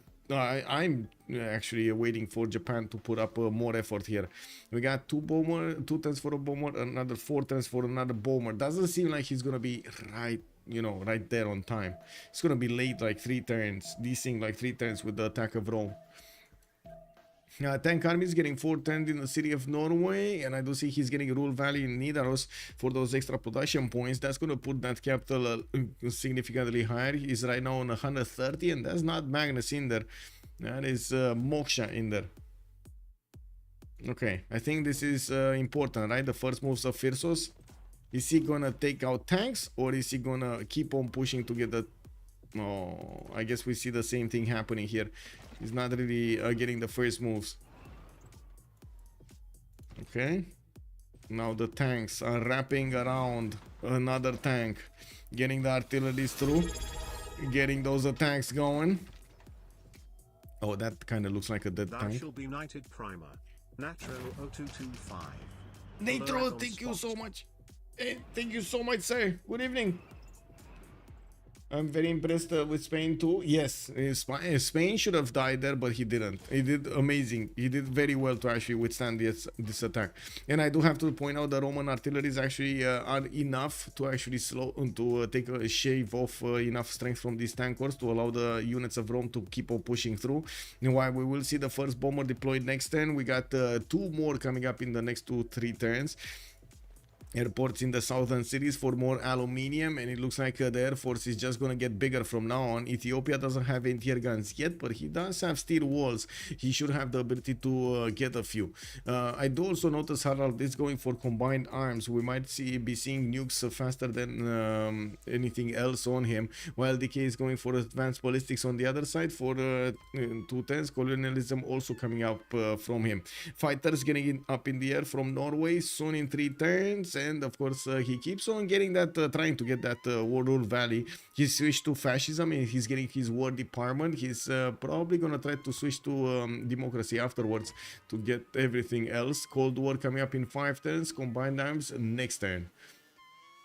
Looking at Firsos 328 science, he's going for flight in 2. He definitely wants the balloon ability on his units. Getting that extra range on the artillery is going to be very important in the upcoming stage. He's also upgrading his economy with a lot of banks. He shaved off a lot of gold pattern because he upgraded his tanks, but it looks like their economy is actually able to keep this, or I should say absorb this. While this army of banks and the stock exchanges is going to finish in his territory, he's definitely going to have enough gold to go through the next part. We do need to see what's going to happen here though. Science victory on Korea. What is the last take on company win condition? It's Diplo.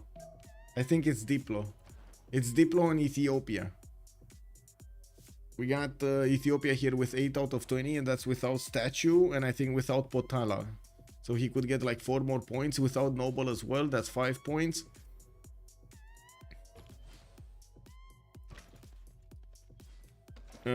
Also, it might be a domination because of Scythia. So I'm gonna go through a few ifs and buts. You know how it is.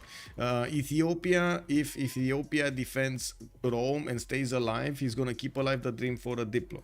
If that happens, Scythia has the opportunity to try to go and push against Spain and try to take him down altogether. So this is his next mission, and that's exactly what you see over here happening. He's getting a lot of military hardware to push Spain and take out an opponent member from the Congress.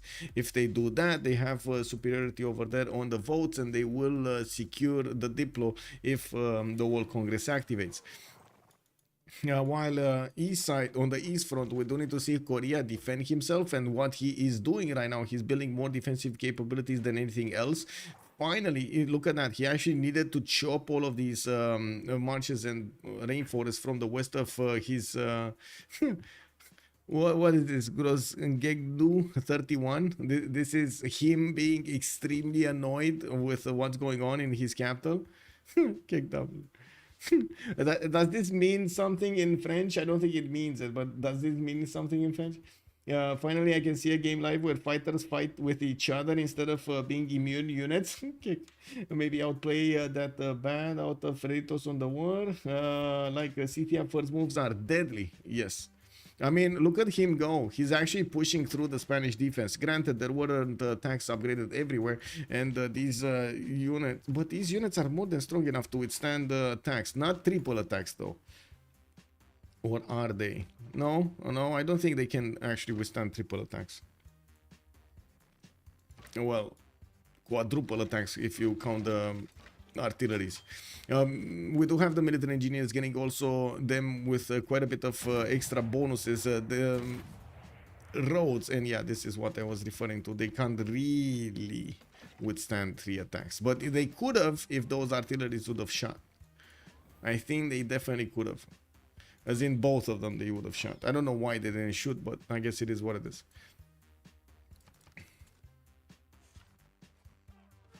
Okay, what's happening here?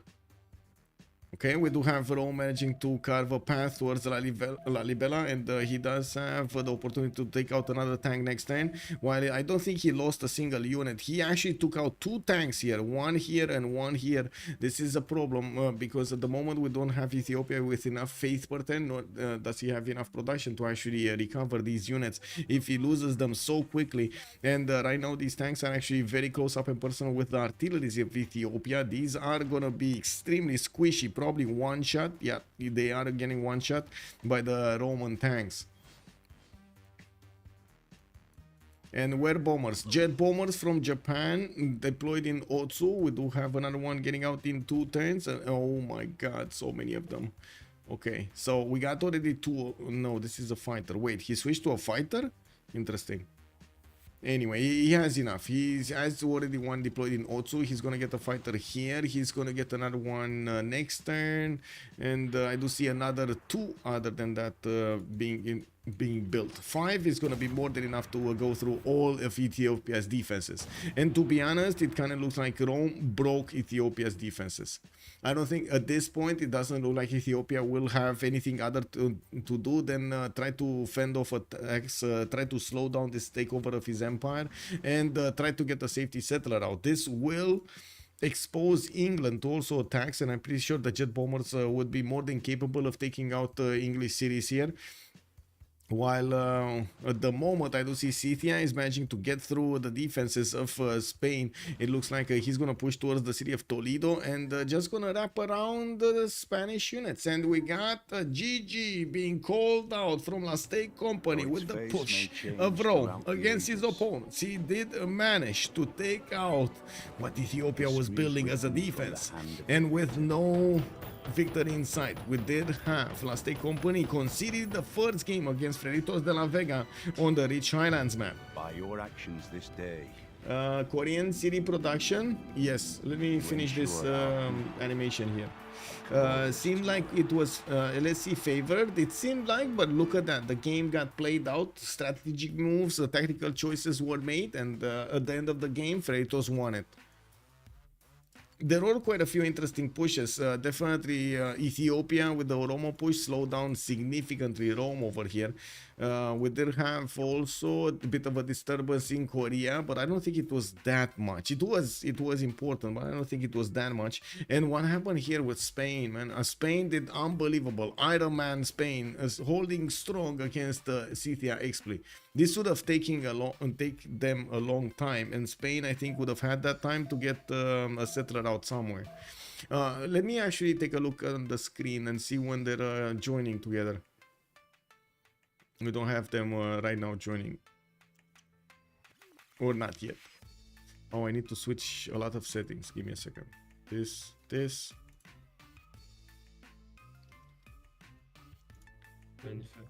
GG, well played. GG. Ah, bonsoir, bonsoir Lit. Bonsoir. Oh, il y avait Abel au cast là. Ouais. Oh là là. You should start, Michael, if you want. First, why did you remap the first one? Both of you wanted to get out of that one. Didn't seem like it was that heavily favored. We had cheat spawns, I think that presumed the... We had CivFR against Varangian too. Okay, okay. And you were close to each other at least. You had the 4-4s. Yeah, east west. Yeah, but overall we didn't like our spawn at all. So Yeah. recently we decided to remap if we don't like our spawn. And then you saw Rome spawn. On the first one? Or on the second? No, this one. This the 20 plus stone and quarries to I mean, improve here. At the beginning it was pretty sad, but it went better and better. Yeah. Yeah. I saw them popping one by one, 3 by 3. Yeah, it was a great pantheon. Very good. Very great. And well played about your game. It was very good game for you, from you, Frerito. Very easy game. I feel because you just outsim your opponent in this game. I feel like this in my point of view. Est-ce que vous pouvez dire quelque chose par rapport à ça? Est-ce que vous avez ressenti la même chose? Je les ai bien au-dessus, moi. Non mais toi, voilà. Mais vas-y, Toi, il y a eu des erreurs que j'ai pointées du doigt. Voilà. Non, mais c'est bon, c'est bon. Ah, mais attends, il a même pas fait son petit leçon défenseur de la foi un peu plus tôt, quoi. C'est dommage quand même, il l'a fait tour Petit bof. 80. Avant, je me sentais pas trop en danger. C'est vrai que j'ai fait beaucoup de minutes. Parler du leçon. Ouais, en plus, c'était spread du côté de l'Angleterre, donc tu pouvais lui mettre une petite pression. Tu vois, c'était rigolo. On s'attendait, en plus, on t'avait vu Oligarchie, à ce qu'à un moment, peut-être que tu mettes une petite pression conquistador sur la ville de Stoke-upon-Trent. Tu t'as essayé de le faire, mais c'était bon. On coule pas sur les golds pour les upgrades et du coup, j'ai pas voulu trop, tu vois. Enfin, en fait, j'avais prévu à la base, j'avais beaucoup d'unités de combats rapprochés, mais on n'a pas les thunes pour. Je me suis dit que ça servait à rien aussi. Ouais. Ouais, je suis d'accord avec toi, ça sert pas à grand chose. Est-ce qu'on a les autres joueurs qui sont là aussi? Bah, encore. C'était un peu chaud, mais les cavaleries de Firsos décident littéralement de la gamme, probablement. Donc, à partir de Les là, cavaleries vers le. Ouais, sur le coréen, ouais. Je pense que c'est. Non, en vrai, c'était non, bien. ça, mais c'est ça- pas On était bien, mais il avait quand même un bon setup indus, il avait tenu relativement bien en tech. Ça a pas fait tant de dégâts, mais ça l'a forcé à prendre des trucs, c'est déjà Voilà. Oui, Il y c'était a- bien. Il y avait Sprig derrière, quoi. Donc c'était. Moi je me Ça suis va dit, les gars, j'aurais pu faire beaucoup mieux, j'étais vraiment pas focus dans la game, vous avez déjà remarqué. GG. Bon, ça GG. Bah, ça s'est bien passé, esprit goût. C'était bien. Ouais, mais je va répondais à pas mal de partager. messages à côté, je checkais pas, par exemple la religion, j'ai absolument Ah, pas les check. meufs. Ouais. Je regardais vraiment pas les religions, des trucs comme ça, des trucs à la con, et j'ai fait pas mal d'erreurs de merde, alors j'aurais pu être beaucoup mieux à la game. Tu joues quoi comme Civ Sprig avec les pseudos? Varange. Genre, ouais. On avait un doute avant. Il y a eu un débat pendant genre toute la game sur mais c'est qui Varangian, c'est Bart ou c'est Sprig? Voilà, c'était ça. GG, la Steak Company. Bien joué à vous. Ouais. GG. I do want to ask a question here about the composition of Last Day Company. I was waiting for them to get in. It felt a little bit weird. What was the ideal condition for this setup? Vous voulez répondre ou je réponds? Bah, réponds, tu parles mieux. Win before late game. Yes, we wanted to Before put, very late. I mean, yes. Before Okay. CDR. That's why we Value. remap. Yes, that's why we remap the first one Mhm. because we wanted to take more to put more pressure on the map Okay. with the CTR and It was with probably maybe mistake to Korea. remap, I think, but Ah, it was a difficult choice. yes, and we could put pressure on this game, but maybe not enough. Well, the Oromo definitely slowed down. Sorry. No, I'll let you go, Michael. No, go. I think he answered my question. Thank you. Est-ce que tu as eu l'impression d'avoir réussi à mettre de la productivité justement dans la game, dans cette partie, en tant qu'équipe? Parce que moi, c'est justement le petit point justement où je voudrais vous demander, c'était quoi vos plans de jeu un petit peu dans le début de la partie? Vous avez vu votre draft, c'était un peu plus proactif normalement pour pouvoir faire quelque chose, 4 free simmer un peu avec de la tempo, etc., qui sont pas mal de supports, etc. Donc du coup, le plan de Freritos, ça s'est déroulé à la perfection. Ils ont sim, ils ont out sim au final les 4 civ en face. qu'est-ce qui aurait pu être fait au final dans la game? Est-ce que tu as quelque chose à me dire par rapport à ça en fait, tout simplement? Est-ce que c'est tout simplement le spawn? Est-ce que c'est la map? Est-ce que vous êtes mal senti à des moments? Vous avez un peu paniqué, un peu stressé? Vous n'avez pas eu envie justement de faire des mauvais plays, tu vois, de faire des erreurs et donc du coup un manque de proactivité à cause de ça? Bah, Dis-moi un peu comment tu as ressenti ce premier match. en gros, non, en vrai, c'est une bonne question parce que c'est une question qu'on se posait juste avant, si on n'a pas loupé des choses et si. Okay, guys, I think it's much easier to just send you to Legion's stream because I'm not really gonna get to how to say translate what's going on over here, and it will be the same thing over there. It's gonna be talking in French, and I don't really want to disturb them since I'm pretty sure they want to debrief quite a bit. Thank you so much, by the way, for everything, and I do hope we're gonna see each other tomorrow. Change of circumstance will play against Team 2 in the first game out of a best-of-3 series for the finals of the CPL Premier League. We're getting to that point, and can't wait to see them. 1800 GMT, looks like we're actually in for a treat on the Friday night. Thank you so much for everything, much appreciated for the follows, for the gifts, for the bits, and not to mention the support of the stream. Thank you so much also for asking a lot of questions. Let's keep on going, and I do hope we're gonna see each other also on Discord to discuss some other topics, you know, a little bit of Amazon over there, talking about the big thing. How was it? Oh my god, Fallout, anybody watching Fallout? We should be watching Fallout. We're discussing it on Discord. Of course, if you do have any kind of suggestions, you can always shout them out over here on the stream, or try to send me a private message on Discord. It's more than welcome. You have my schedule also displayed on Discord first, but I'm trying to update them as fast as I can on Twitch and on YouTube as well, and I'm gonna try to do a few more posts over there on YouTube. Thank you so much for the subs, for everything, and I do hope we're gonna see each other in the next one. Bye bye.